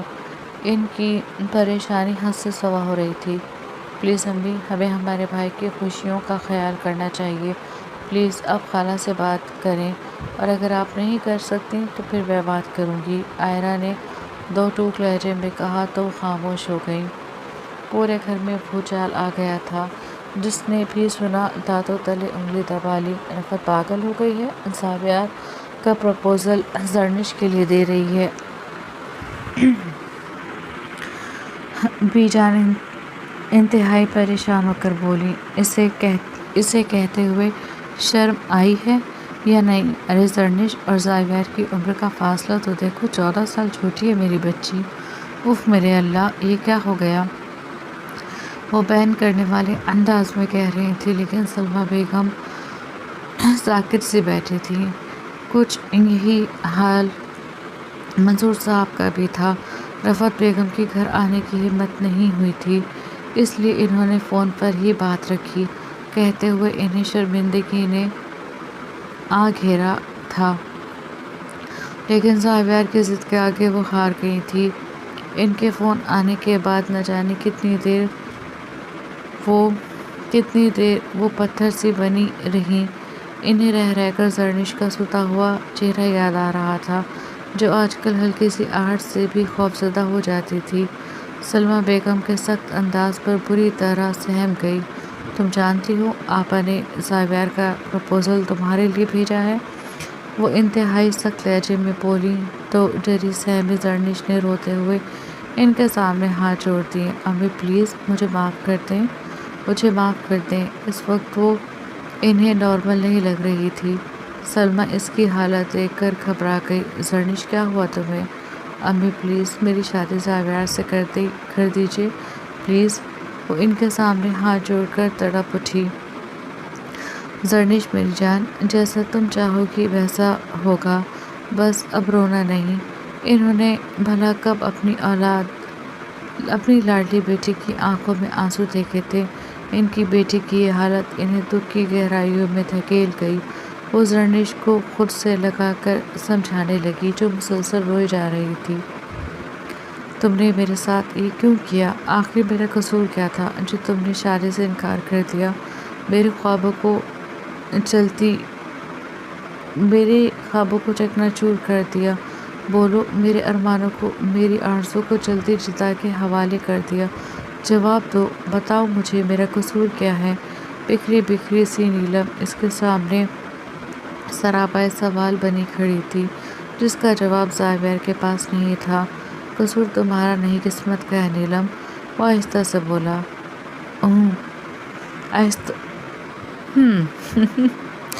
قسمت کو دوش مت دو۔ اگر تم دونوں پہلے ایک دوسرے کو جانتے تھے تو ہم سب کی آنکھوں میں دھول جھونکنے کی کیا ضرورت تھی؟ اور وہ زرنش جو معصوم بنی پھرتی ہے، کتنی دیر دلیری سے تمہارے گھر میں رہ کر تمہیں اپنی اداؤں سے رجھانے کی کوشش کرتی رہی، اور مجھے پتہ بھی نہیں چلا۔ نیلم اپنے آپے میں نہیں تھی۔ توہین کے احساس سے وہ جیسے پاگل ہو رہی تھی، جبکہ زاویار نے اپنے اندر ندامت محسوس کر کے اپنے لب بھینچ لیے۔ آج صرف اس کی وجہ سے زرنش کے کردار پر کیچڑ اچھالی جا رہی ہے، اور وہ چاہ کر بھی کچھ نہیں کر سکتا۔ میں مانتا ہوں نیلم، میں نے تمہارے ساتھ اچھا نہیں کیا، لیکن پلیز تم زرنش کے بارے میں ایسے الفاظ استعمال مت کرو، اور ہو سکے تو مجھے معاف کر دینا۔ اتنا کہہ کر زاویار اٹھ کر اس کے پاس سے آ گیا، اور نیلم شکست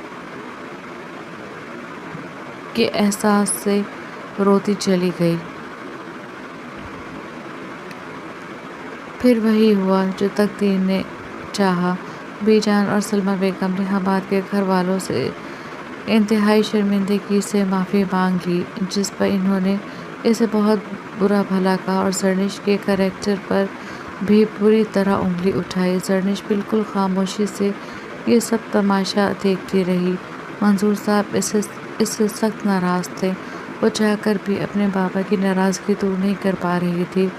وقت اور حالات نے اس کے پاؤں باندھ دیے تھے۔ کئی دنوں سے اسے اٹھتے بیٹھتے چکر آ رہے تھے۔ اسے سمجھ میں نہیں آ رہا تھا کہ اسے کیا ہو رہا ہے۔ پھر ایک دن جب اس نے اپنے شک کی تصدیق کے لیے ٹیسٹ کیا تو جو کچھ بھی اس نے دیکھا وہ اس کو اندھیرے کنویں میں دھکیل گیا، جہاں سے روشنی کی کوئی کرن نہیں دکھائی دے رہی تھی۔ اس کے پاس صرف دو راستے تھے، یا تو حرام موت کو گلے لگا لے یا زاویار کا ہاتھ تھام لے، جس سے وہ سب سے زیادہ نفرت کرتی تھی۔ ان لوگوں نے چاہا تھا کہ شادی اگلے مہینے ہو، لیکن زاویار کی جلدی پر جمعے والے دن ہی سادہ نکاح کر کے اس کی رخصتی کر دی گئی۔ رخصتی کے وقت وہ سب کے گلے لگ کر بلک بلک کر روئی۔ وہ اس گھر سے اپنے بابا کا سر جھکا کر جا رہی تھی، جنہوں نے اسے اتنا پیار اور مان دیا تھا۔ وہ روتی بلکتی زاویار کے سنگ رخصت ہو گئی۔ اس کے سسرال میں اس کا جم کر استقبال ہوا۔ اس کے دل کو کچھ اطمینان ہوا کہ کم سے کم یہاں تو لوگ ناراض نہیں ہیں۔ زرنش کو وہ دونوں زاویار کے کمرے میں چھوڑ گئیں، جبکہ زاویار کو اس کے دونوں بہنوئی گھیرے بیٹھے تھے، جو مکمل طور پر شرارت پر آمادہ تھے۔ زاویار ان کی باتوں پر محض مسکرا رہا تھا۔ تقریباً رات کے 1 بجے اسے سب سے چھٹکارا ملا تو وہ اپنے کمرے کی طرف بڑھ گیا۔ کمرے میں داخل ہوا تو اسے حیرت کا شدید جھٹکا لگا۔ پورے کمرے کی حالت ابتر ہوئی پڑی تھی۔ پھولوں کی لڑیاں نوچ نوچ کر زمین پر پھینکی گئی تھیں۔ پھولوں سے سجی سیج اپنا اصل روپ کھو چکی تھی۔ بیڈ شیٹ پھولوں سمیت قالین کی زینت بنی ہوئی تھی۔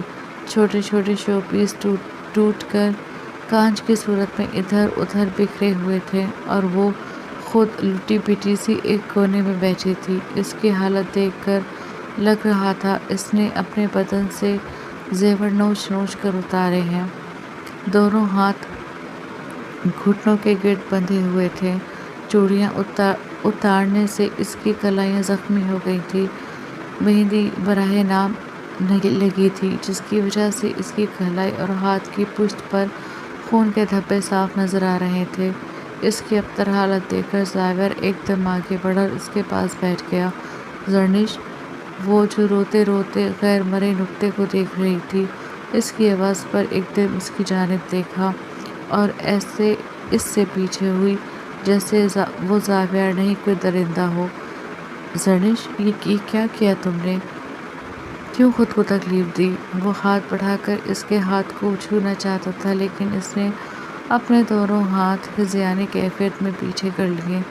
زرنش، میری بات سنو، پلیز میری بات سن لو، مجھے اپنی صفائی میں کچھ کہنے کا موقع دو۔ اس کی حالت دیکھتا عاجزی سے بولا تو وہ جھٹکے سے اس سے دور ہوتی اٹھ کھڑی ہوئی۔ آپ کو صفائی کا موقع دوں؟ بہت خوب، اس نے پھولتی سانسوں کے درمیان طنزیہ لہجے میں کہا۔ آپ نے جو سلوک میرے ساتھ کیا، مجھ سے میرا آپ چھین لیا، میری عزت اپنے تسکین کی خاطر چکنا چور کر دی، مجھے کسی قابل نہیں چھوڑا۔ اب آپ مجھے اس سب باتوں کی صفائی دینا چاہتے ہیں۔ کیا صفائی دیں گے آپ؟ بولیں، کیا صفائی دیں گے آپ؟ یقیناً یہی کہیں گے کہ زرنش، مجھے معاف کر دو، مجھ سے غلطی ہو گئی، پلیز تم اس بات کو بھول جاؤ۔ تو یہ بات آپ اچھی طرح سمجھ لیں کہ میں یہ کبھی نہیں بھولوں گی کہ آپ نے شرافت کا لباس اوڑھ کر میرے مان اور یقین کو لوٹا ہے۔ میں یہ ہرگز نہیں بھولوں گی کہ جسے میں نے اپنے دل میں عزت اور احترام کی اونچائیوں پر بیٹھایا تھا، اسی نے میری عزت کو دو کوڑی کر دیا ہے۔ میں یہ بھی نہیں بھولوں گی کہ دنیا والوں کے سامنے سنجیدگی اور اچھائی کا ڈھونگ رچانے والا یہ شخص اندر سے کتنا ذلیل اور کمینہ ہے۔ جو اپنی منگنی شدہ کزن پر نہ جانے کب سے اپنی گندی نظر جمائے بیٹھا تھا۔ اتنے دنوں کی کھولن وہ آج زاویار پر بھرپور طریقے سے انڈیل رہی تھی، اور زاویار تو جیسے اس کے تیزابی جملوں سے جھلستا جا رہا تھا۔ اس کے لفظوں نے اس کی ذات کو کتنا گرا دیا تھا، کتنا بے بول کر دیا تھا۔ وہ اپنی ذات کی اس درجہ تذلیل سے گھبرا گیا۔ پلیز پلیز زرنش، خاموش ہو جاؤ، وہ بے بسی سے بولا۔ کیوں خاموش ہو جاؤں؟ آپ نے یہ سب کرنے سے پہلے صرف ایک بار بھی میرے گھر والوں کے بارے میں سوچا تھا؟ نہیں نا۔ جب آپ نے نہیں سوچا تو میں کیوں چپ رہوں؟ آپ کے بارے میں کیوں سوچوں؟ اور سب سے بڑی بات، آپ کے بچے کے بارے میں کیوں سوچوں؟ مجھے آپ سے جتنی نفرت ہے، اتنی ہی نفرت مجھے اس بچے سے ہے۔ مجھے نہیں چاہیے یہ بچہ، میں اسے مار دوں گی میں اسے۔ اس نے کہا تو زاویار جھٹک گیا۔ مار ڈالوں گی میں اسے، کہتے ہوئے وہ ہذیانی کیفیت میں اپنے پیٹ پر مکے مارنے لگی۔ زرنش! زاویار نے آگے بڑھ کر اس کی کلائیوں کو تھاما۔ یہ کیا کر رہی ہو؟ اس نے گھبرا کر کہا۔ میں مار دوں گی اسے، مجھے نہیں چاہیے یہ بچہ، نفرت ہے مجھے اس سے بھی اور آپ سے بھی۔ وہ اپنی کلائی چھڑانے کی جدوجہد کرتے ہوئے چیخ کر کہہ رہی تھی۔ مجھ سے نفرت کرنی ہے، مجھ سے کرو۔ مجھ پر غصہ ہے، مجھ پر غصہ اتارو، لیکن پلیز میرے بچے کو کچھ مت کہو۔ تمہیں خدا کا واسطہ اس معصوم کو کچھ مت کہو۔ زاویار التجا پر اترا۔ وہ اس کی التجا پر لمحے بھر کے لیے خاموش ہوئی، پھر زیر لب بڑبڑائی۔ کیوں کیا آپ نے؟ کیوں؟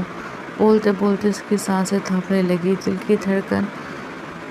دل کی دھڑکنیں معمول سے کم ہوئیں،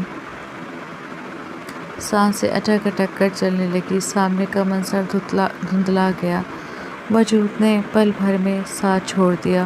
وہ گرتی اس سے پہلے زاویار نے آگے بڑھ کر اسے تھام لیا اور اس کے نازک وجود کو اپنی باہوں میں اٹھا کر بیڈ تک لے آیا۔ بیڈ پر لٹا کر اس نے پانی کا گلاس اٹھا کر اس کے چہرے پر پانی کی چھینٹیں ماری، لیکن سب بے سود۔ پلیز اٹھو زرنش، پلیز اٹھو۔ وہ روتے ہوئے اس کے گال تھپ تھپا رہا تھا۔ کچھ دیر میں اسے ہوش آیا۔ اس نے آنسوؤں سے بھری آنکھیں کھول کر اسے دیکھا اور پھر دھیرے دھیرے آنکھیں بند کر لیں۔ وہ اپنے دل کا غبار نکال چکی تھی۔ اسے سوئے ہوئے نہ جانے کتنے دن گزر گئے تھے۔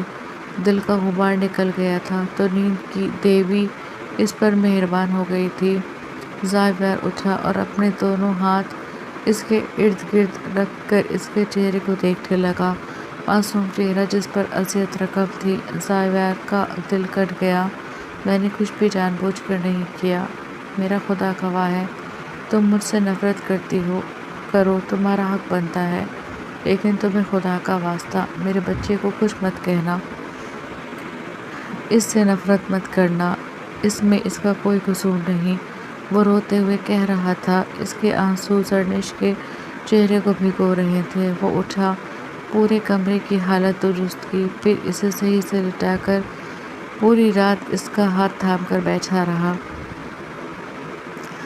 اگلے دن ریسیپشن بھی انتہائی سادگی سے ہو گیا۔ دونوں بہنیں بھی اپنے گھروں کو چلی گئیں۔ اس نے زرنش سے پھر کوئی بات کرنے کی کوشش نہیں کی، بس ایک دھچکا اسے لگا تھا کہ کہیں وہ اس کے بچے کو کوئی نقصان نہ پہنچا دے یا کہیں خود کو کوئی نقصان نہ پہنچا لے۔ اسی وجہ سے اس نے ان دنوں آفس جانا کم کر دیا۔ وہ زیادہ سے زیادہ اس کے آس پاس رہتا، اس کی ہر ایکٹیویٹی پر نظر رکھتا، لیکن جب اسے یہ یقین ہو گیا کہ وہ اس کے بچے کو نقصان نہیں پہنچائے گی تو وہ سکون سے آفس جانے لگا۔ وہ بات الگ تھی کہ بہت بار زرنش کا دل کیا کہ کچھ کھا لے جس سے اس کے بچے کو نقصان ہو، لیکن ہر بار یہ سوچ کر کہ کر نہ جانے کیوں اس کا دل بیٹھ جاتا تھا۔ اسے زاویار سے نفرت تھی، اس کی اولاد سے بھی تھی، لیکن اس کے باوجود وہ اس کے بچے کو قتل کر کے قاتل نہیں بننا چاہتی تھی۔ ابھی تک زرنش نے خود کو اس بچے کی ماں قبول نہیں کیا تھا۔ وہ ابھی تک اس کے لیے زاویار کی اولاد تھا، جس سے اسے نفرت تھی۔ اس نے سب کچھ وقت پر چھوڑ دیا اور اپنے آپ کو بزی کر کے اس نے گھر کی پوری ذمہ داری اٹھا لی۔ وہی گزر رہے تھے۔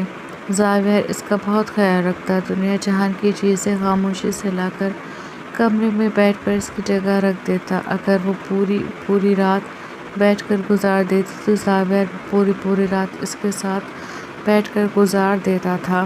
وہ اس سے بات کرنا چاہتا تھا، اس کی بات سننا چاہتا تھا، لیکن وہ تو جیسے لبوں پر قفل لگائے ہوئے تھی۔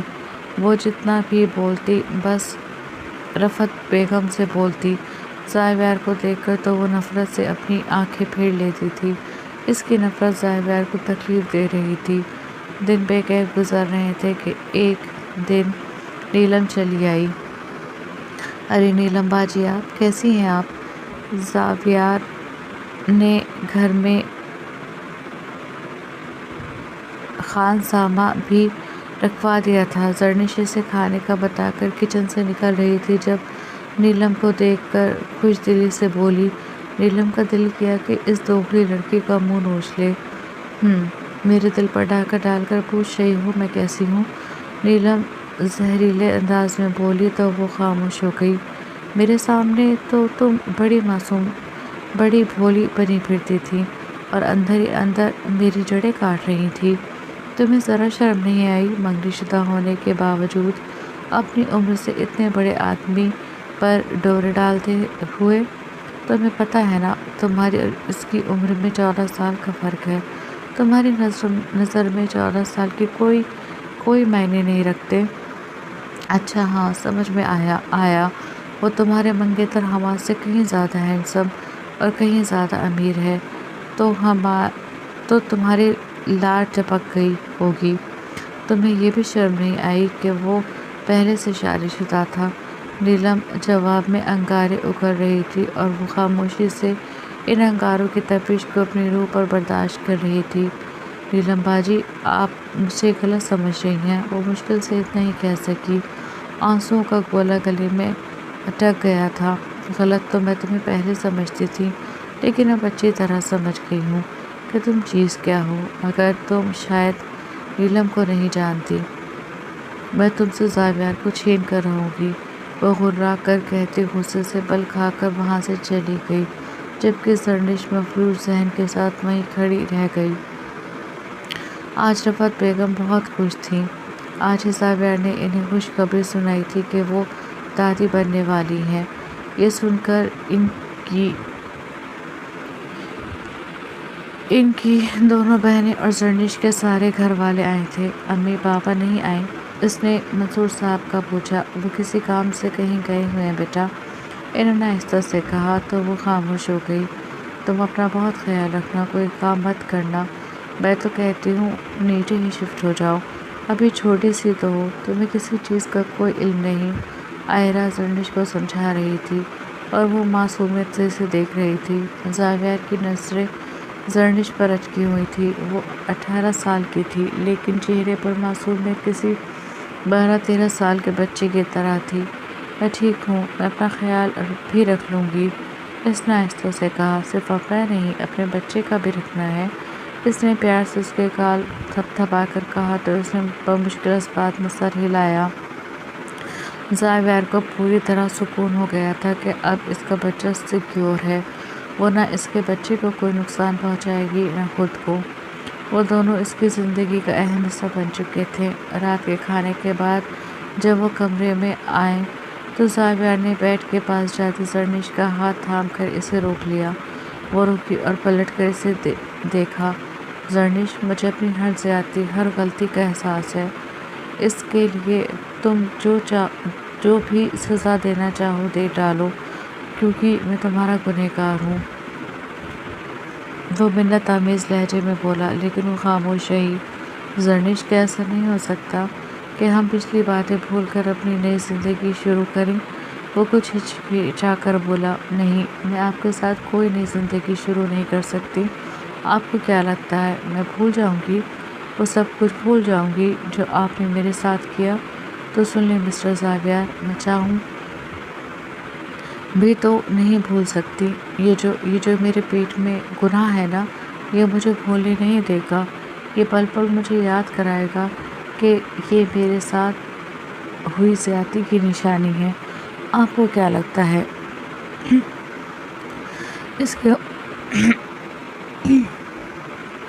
اس کے ہوتے ہوئے میں بھول جاؤں گی؟ وہ گھبرا کر بولی تو زاویہ کا دل دھک سے رہ گیا۔ زرنش تم ماں ہو اس کی؟ اسے بازوؤں سے تھام کر زاویہ نے لجاجت سے کہا، نہیں ہوں میں اس کی ماں، مجھے کوئی شوق نہیں ہے، ایک حرام۔ بس۔ زاویہ پوری قوت سے دہاڑا تھا۔ زرنش سہم کر اسے دیکھنے لگی۔ بس اب اور بس، بس اور اب بس، خبردار جو تم نے میرے بچے کو کچھ بھی کہا تو میں سنتا ہوں، تو اس کا مطلب یہ نہیں کہ تم جو چاہو کہو۔ اس میں، اس سارے معاملے میں اس معصوم کا کیا قصور؟ اس معصوم کا قصور بتاؤ۔ گنہگار میں ہوں نا، تو مجھ سے نفرت کرو، اس سے کیوں؟ اور تمہارے جھٹلانے سے سچ نہیں بدل جائے گا، یہ تمہارے وجود کا حصہ ہے، تم اس کی ماں ہو اور اس سچائی کو تم نہیں جھٹلا سکتی ہو۔ اسے جھٹکے سے چھوڑتا وہ کمرے سے نکل گیا، جبکہ زرنش زمین پر بیٹھ کر اپنے دونوں ہاتھوں میں چہرہ چھپا کر رونے لگی۔ زاویہ غصے میں کمرے سے نکلا تھا، لیکن کچھ دیر بعد اپنی غلطی کا احساس ہونے پر وہ دوبارہ کمرے میں آیا۔ کمرے میں آتے ہی اس کی نظر بیڈ کے کونے پر گٹھری بنی لیٹی زرنش پر پڑی۔ وہ بیڈ کی دوسری طرف آ کر لیٹ گیا اور بڑی آہستہ سے اس کی طرف کھسک کر اس کے سر کو اپنے بازو پر رکھا اور اس کا رخ اپنی طرف پھیر کر متاع حیات کی طرح اسے خود میں سمیٹ لیا۔ وہ جو بے پناہ رو کر سوئی تھی، اپنے گرد کسی کے مضبوط حصار کو محسوس کر کے نیند سے بوجھل آنکھیں کھولیں۔ زاویہ اس کی حرکت کرنے پر اسے دیکھنے لگا۔ اس کی نیند میں ڈوبی آنکھیں زاویہ کو دیکھ رہی تھیں۔ سرمئی آنکھوں کی نسیں سرخ ہو رہی تھیں، آنکھوں میں نیند بے تحاشا بھری ہوئی تھی۔ پھر دھیرے دھیرے اس کی سرمئی آنکھیں بند ہو گئی تھیں۔ زاویہ کے ہونٹوں پر آپ ہی آپ خوبصورت مسکراہٹ رقص کرنے لگی۔ "آئی ایم سوری میرا بچہ"، اسے دوبارہ خود میں سمیٹ کر اس کے ماتھے پر لب رکھتے ہوئے زاویہ نے کہا، اور خود بھی سکون سے آنکھیں بند کر لی۔ اسے پتہ تھا اس وقت وہ بے تحاشا نیند میں ہے، اگر ہوش میں ہوتی تو اب تک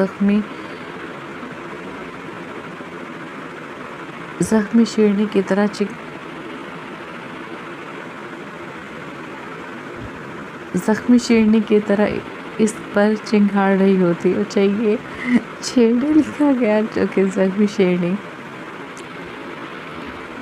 سوری زاویہ، اس دن غصے میں آ کر میں بہت کچھ بول گئی تھی، میں بھی کیا کرتی؟ تمہارے اس اچانک فیصلے نے مجھے بہت شاک کر دیا تھا، میں بہت ہرٹ ہوئی تھی۔ نیلم لان میں زاویہ کے ساتھ بیٹھی اپنے رویے کی معافی مانگ رہی تھی۔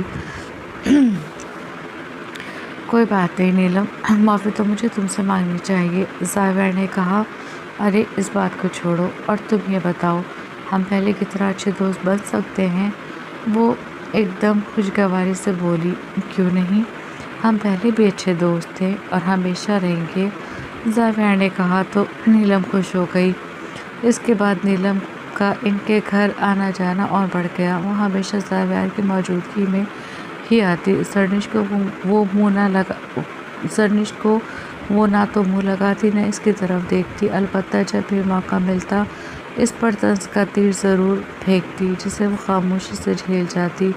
ایک دن یوں ہی ٹہلتے ہوئے وہ لان میں آ گئی تو اس کی نظر زاویہ اور نیلم پر پڑی، جو بیٹھے ہوئے آپس میں باتیں کر رہے تھے۔ دونوں کو ایک ساتھ دیکھ کر زرنش کی آنکھوں میں کوئی چیز چبھی تھی۔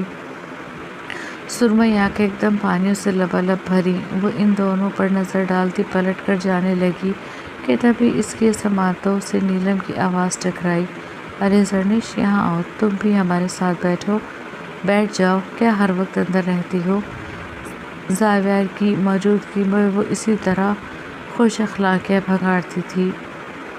نہیں، مجھے خالہ امی کو دوائی دینی ہے۔ وہ بنا انہیں دیکھے چلی گئی۔ مجھے لگتا ہے کہ زرنش کو میرا آنا اچھا نہیں لگتا، نیلم نے کہا۔ تو زاویہ نے پہلے نیلم کو اور پھر زرنش کو دیکھا۔ نہیں، ایسی بات نہیں ہے، زاویہ نے کہا، حالانکہ ان دونوں کے بیچ ایک نامحسوس تناؤ وہ نوٹ کر چکا تھا۔ کیا چاہتی ہو تم؟ کیوں اپنا خیال نہیں رکھتی؟ کیوں پڑی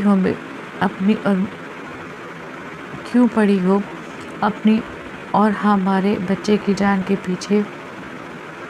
زاویہ ابھی اسے لیڈی ڈاکٹر کے پاس سے لے کر آیا تھا۔ ڈاکٹر کے مطابق بچہ کافی کمزور تھا اور خود زرنش کی حالت بھی ٹھیک نہیں تھی۔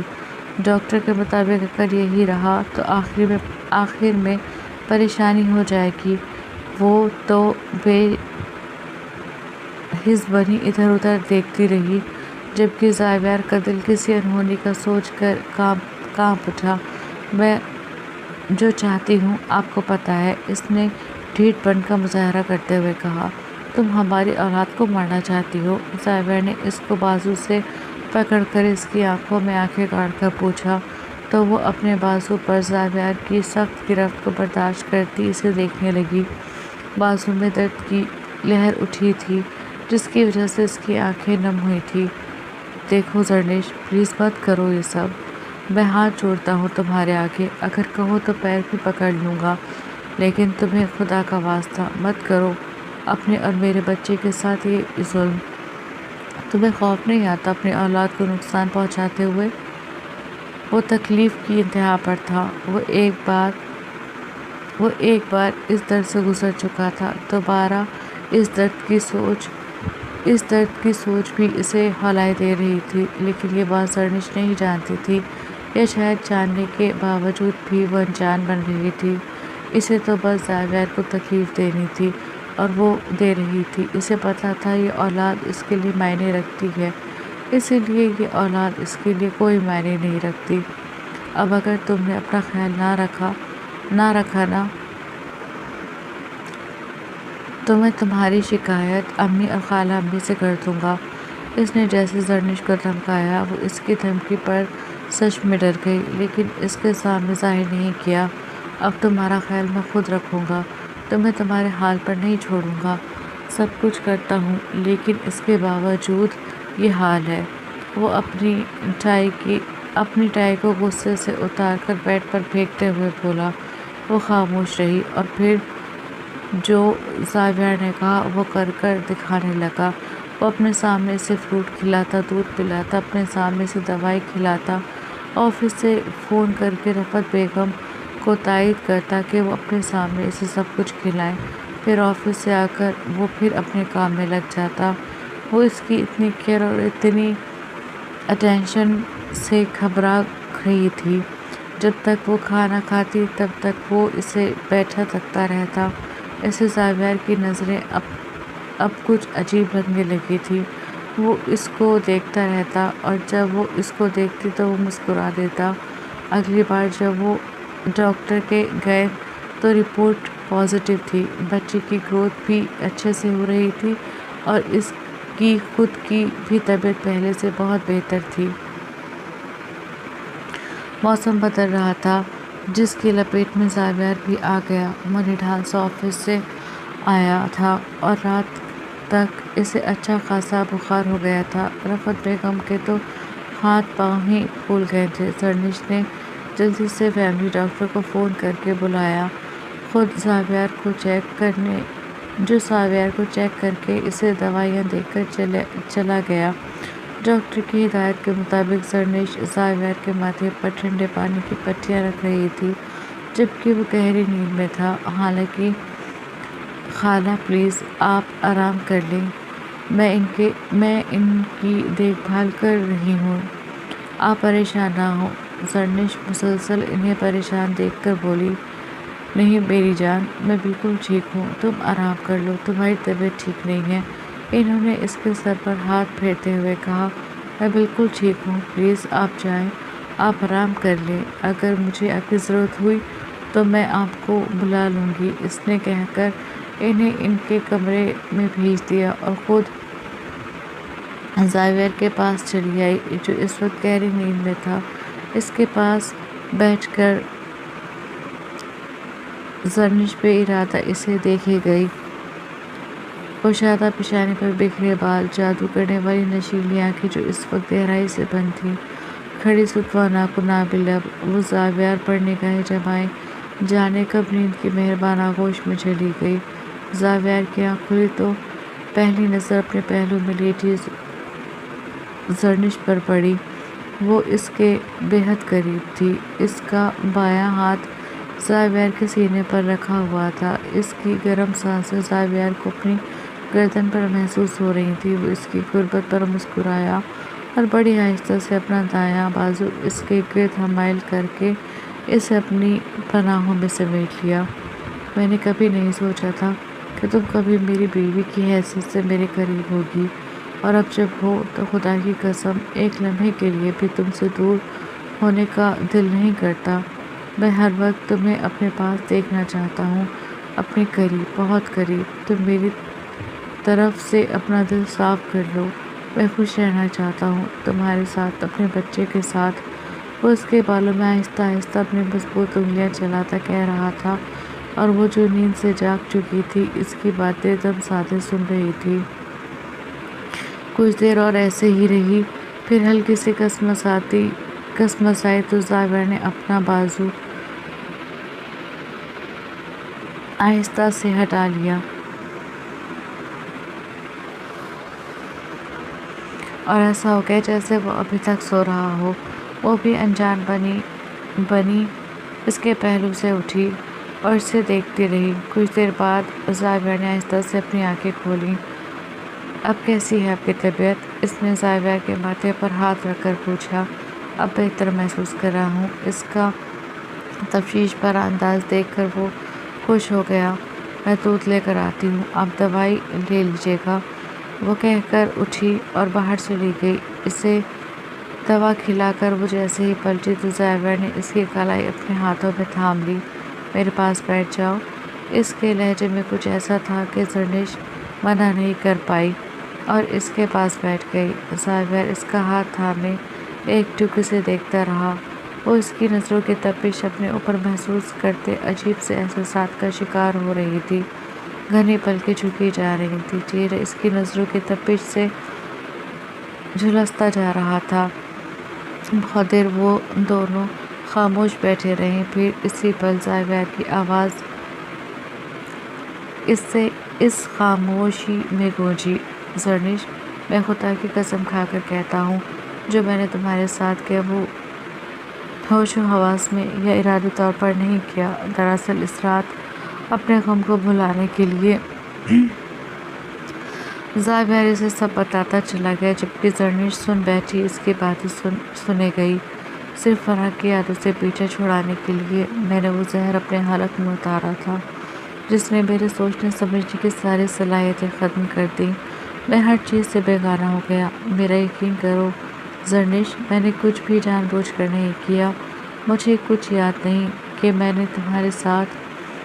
اتنا کہہ کر وہ خاموش ہو گیا۔ میں مانتا ہوں کہ میں نے فرح سے بہت محبت کی ہے۔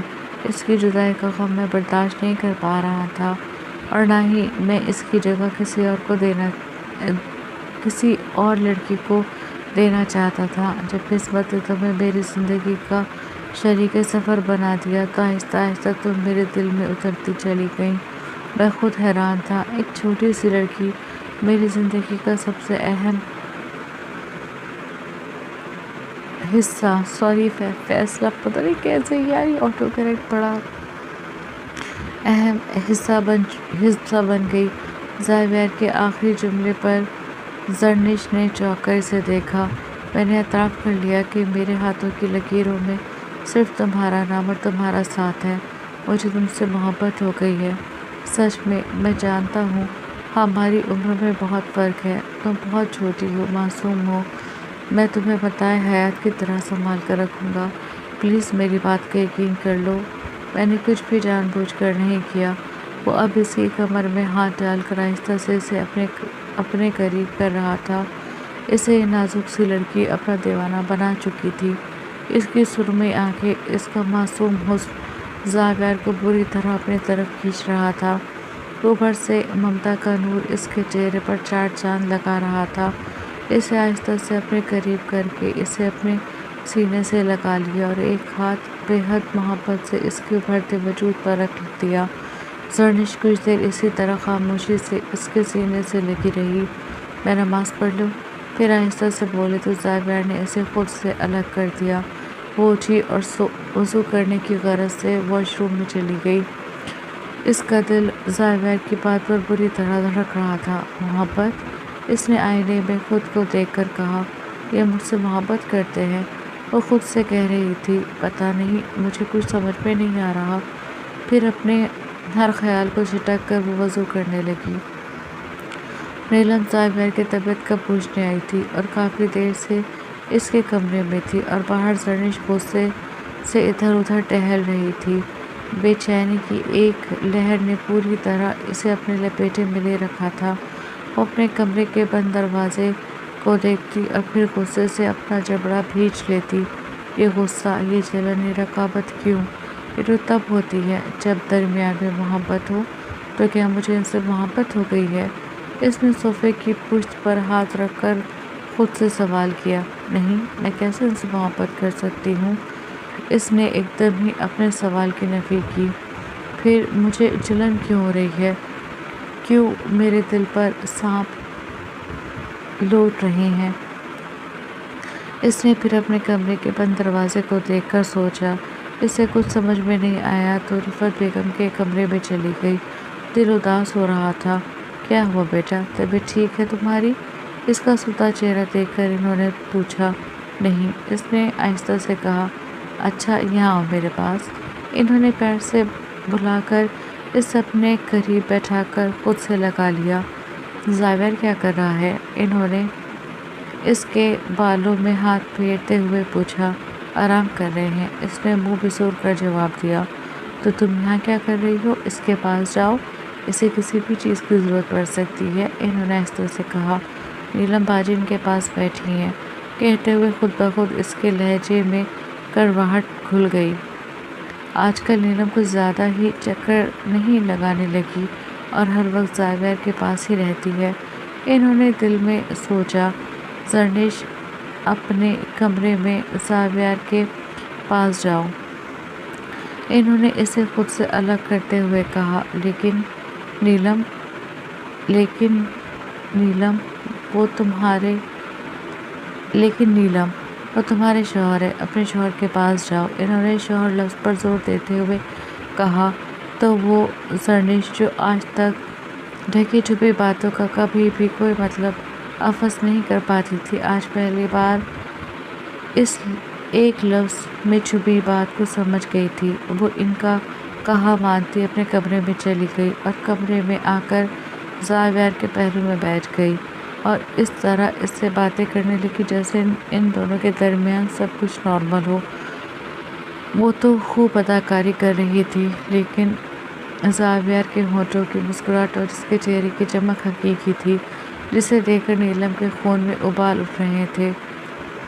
चेहरे पर शिकस्त साफ देखी जा सकती थी। इसके चेहरे के तासुरात देखकर जर्निश को बड़ा अच्छा लगा। दिल को अजीब सी तकवीत मिली।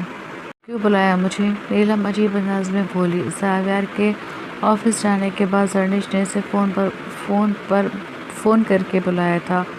कुछ देर तक जर्निश इसे देखती रही, फिर धीरे से बोली। मैंने आपको सिर्फ ये बताने के लिए बुलाया है कि अब आप मेरे शौहर का पीछा करना छोड़ दें।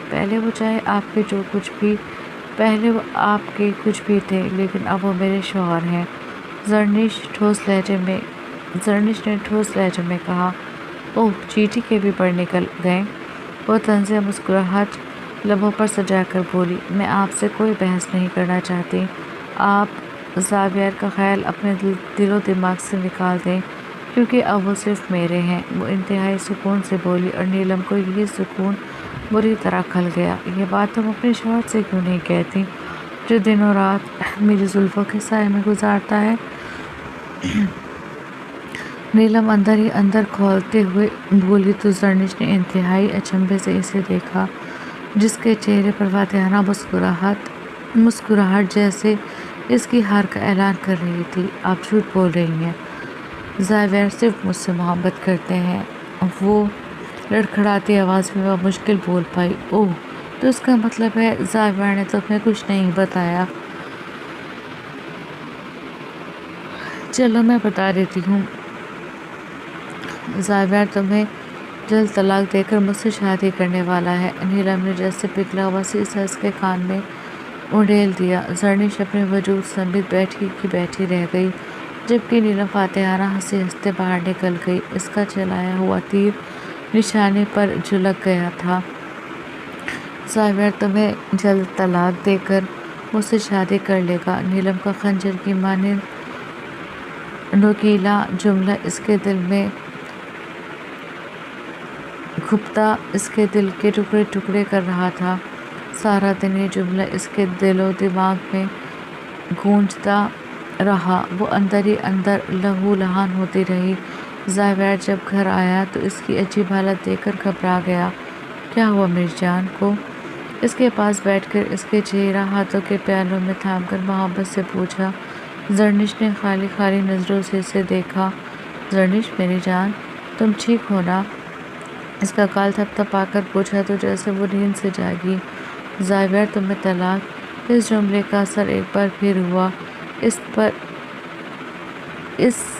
اس جملے کا اثر ایک بار پھر اس پر حاوی ہوا تو وہ بے ساختہ پھوٹ پھوٹ کر رو دی۔ زرنش کیا ہوا؟ وہ پریشان ہو گیا، پھر اس کو اپنے بازو میں سمیٹ کر آہستہ سے اس کی کمر کو سہلانے لگا۔ کچھ تو بتاؤ جانے۔ زاویہ کیا ہوا؟ ایک آواز اس کے کان میں پڑی اور وہ جلدی سے اس سے الگ ہو کر اس کا چہرہ دیکھنے لگی۔ کیا وہ اس سے محبت کا کھیل کھیل رہا ہے؟ کیا نیلم کی باتیں جھوٹی ہیں؟ وہ زاویہ کی آنکھوں میں محبت اور چاہت کا ٹھاٹھے مارتا سمندر دیکھ کر سوچنے لگی۔ میری جان، تم ٹھیک ہو نا؟ ہمارا بچہ ٹھیک ہے نا؟ اس کے ابھرتے وجود پر ہاتھ پھیرتے ہوئے پوچھا۔ زرنش نے کچھ نہیں کہا۔ اس کی حالت اسے ہلا گئی۔ چلو تم تیار ہو، ہم بھی ڈاکٹر کی چلتے ہیں، میں امی سے بتاؤں۔ وہ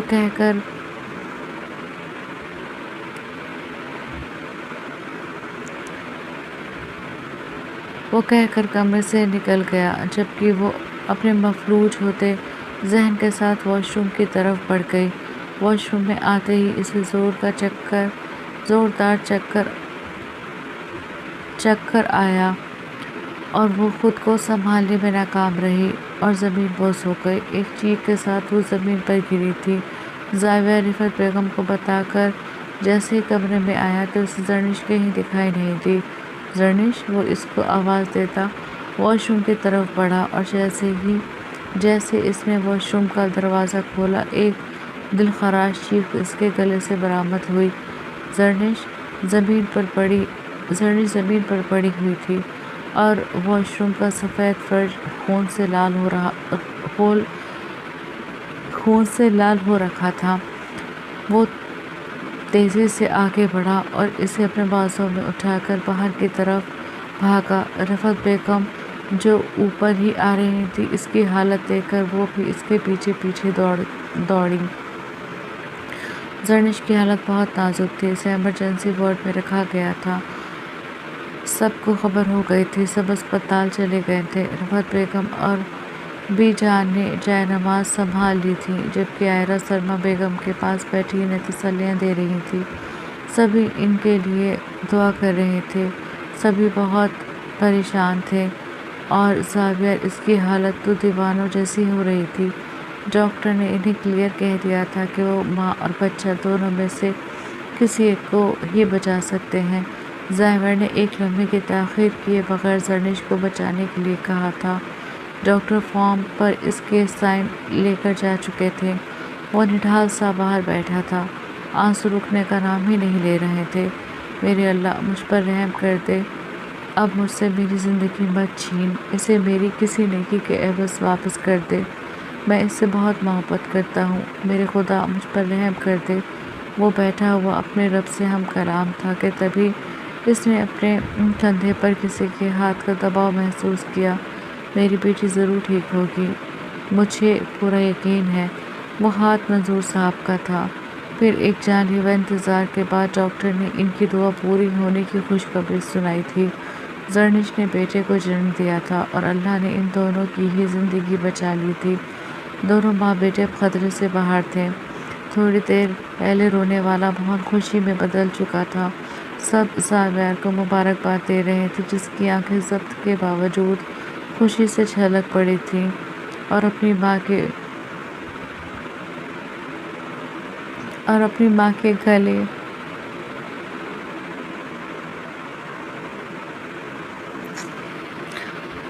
اب میں اس کو صحیح نہیں کر سکتی اور اپنی ماں کے گلے لگ کر وہ بچوں کی طرح رو دیا تھا۔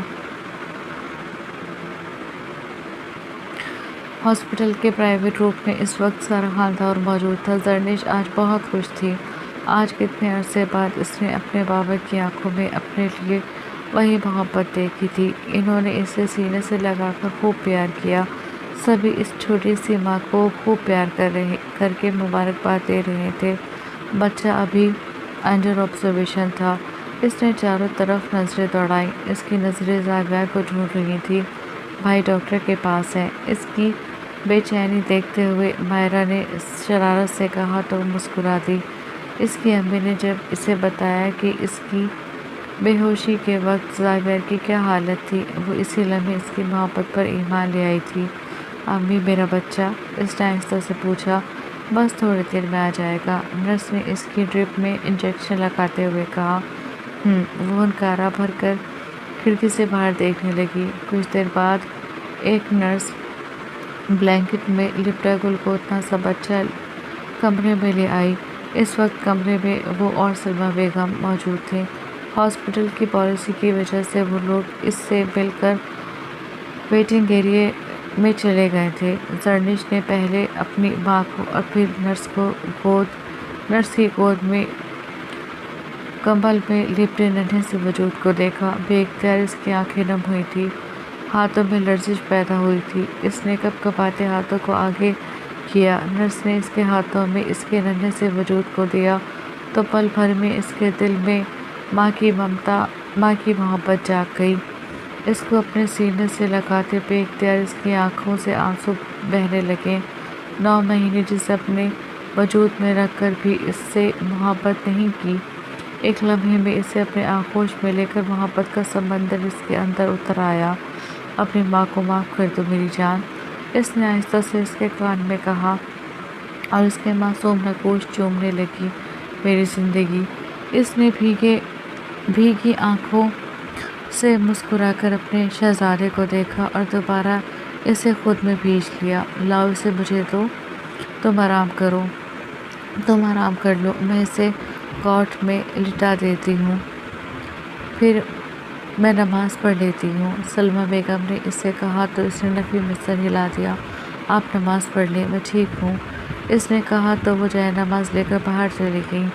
زرنش نے اپنے شہزادے کو اپنے سینے سے لگایا اور پیچھے ٹیک لگا کر آنکھیں موند لیں۔ ابھی کچھ ہی لمحے اسے لیٹے ہوئے گزرے تھے کہ اسی وقت اسے کسی کے آنے کی آہٹ محسوس ہوئی۔ دل اچانک تیز رفتار سے دھڑکنے لگا۔ زاویار نے ایک گہری نظر ان دونوں پر ڈالی اور آہستہ آہستہ چلتا ہوا ان کی طرف آ گیا۔ ننھا شہزادہ اپنی چھوٹی سی ماں کے سینے سے لگا بے خبر سو رہا تھا۔ وہ جھکا اور بے اختیار اس کے گال کو چوم لیا۔ اس کے دل میں اپنے اس شہزادے کے لیے بے پناہ محبت کی لہر دوڑ گئی۔ بابا کی جان۔ پھر اس کا ماتھا چوم لیا۔ بچہ اپنی ماں کے سینے سے لگ کر کسمسا کر دوبارہ سو گیا۔ وہ مسکرایا اور زرنش کے پہلو میں بیٹھ گیا۔ اور کتنا ستاؤگی میری جان، وہ عام سے انداز میں بولا۔ وہ جانتا تھا وہ ویسی نہیں رہی، لیکن جواب میں زرنش نے رونا شروع کر دیا۔ یا اللہ، تم اتنا رو کیسے لیتی ہو؟ وہ بوکھلا کر بولا تو وہ تب گئی۔ میں خود روتی ہوں یا آپ ہر وقت مجھے رلاتے ہیں؟ میں سب جانتی ہوں آپ کے کیا ارادے ہیں، لیکن ایک بات یاد رکھیں، میں آپ کو ایسا ہرگز نہیں کرنے دوں گی۔ میں اور میرا بیٹا آپ کو اچھے سے سبق سکھا دیں گے۔ اگر آپ نے کچھ بھی الٹا سیدھا کرنے کا سوچا وہ وارن کرنے والے انداز میں بولی۔ اچھا، کیا ارادے ہیں میرے؟ وہ اسے دیکھ کر خوشگوار حیرت سے بولا۔ وہ جو اسے اپنی اولاد ماننے سے انکاری تھی، اب کس طرح اسے اپنے سینے سے لگائے اسے اپنے بیٹے ہونے کا مان دے رہی تھی۔ اس کے پوچھنے پر اور اس کی نظروں کی گرفت میں وہ کچھ کنفیوز ہوئی۔ آپ نیلم باجی سے شادی کر رہے ہیں؟ وہ اٹک کر بولی تو زاویہ ہنس پڑا۔ دوسری شادی مجھ سے سنبھل نہیں رہی، تیسری کر کے مجھے مرنا ہے، وہ بولا تو زرنش منہ بنا کر رہ گئی۔ لیکن نیلم باجی، وہ کہہ کر چپ ہو گئی، اگر تم مجھ سے لاپرواہ ہوگی تو پھر کوئی اور میری پرواہ کرنے لگے گا۔ اس نے جھک کر اس کے کان میں سرگوشی کی تو وہ ٹیڑھی نظروں سے اسے گھورنے لگی۔ میں دیکھتی ہوں آپ کی پرواہ کون اور کیسے کرتا ہے۔ میں نے آپ کو اور انہیں سبق نہ سکھا دیا نا، تو میرا نام بھی زرنش نہیں۔ وہ اپنے سابقہ انداز میں بولی تو زاویہ اندر تک شانت ہو گیا۔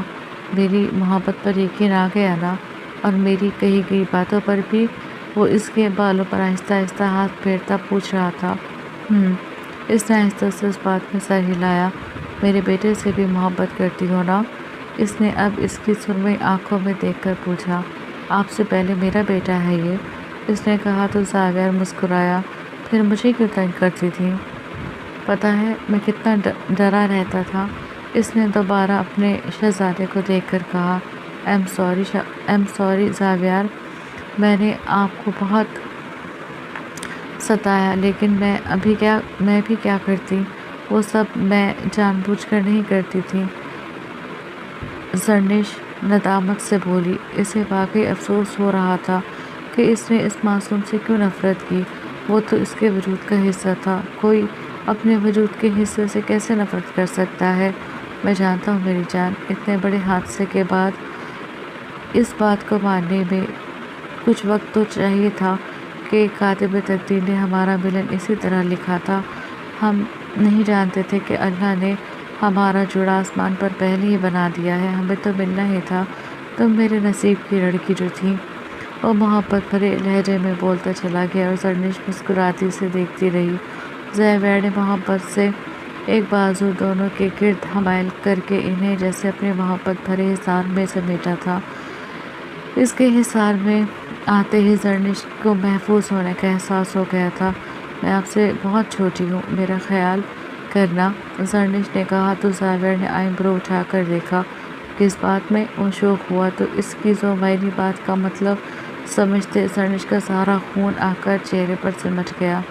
یہ مجھے رات میں پریشان کرے گا، آپ کو اس کا خیال کرنا ہے، آپ کو میرے ساتھ جاگنا ہے، وہ جلدی سے بولی۔ ہو سکتا ہے اس کے بابا بھی پریشان کرے، تو پھر کیا کرو گی؟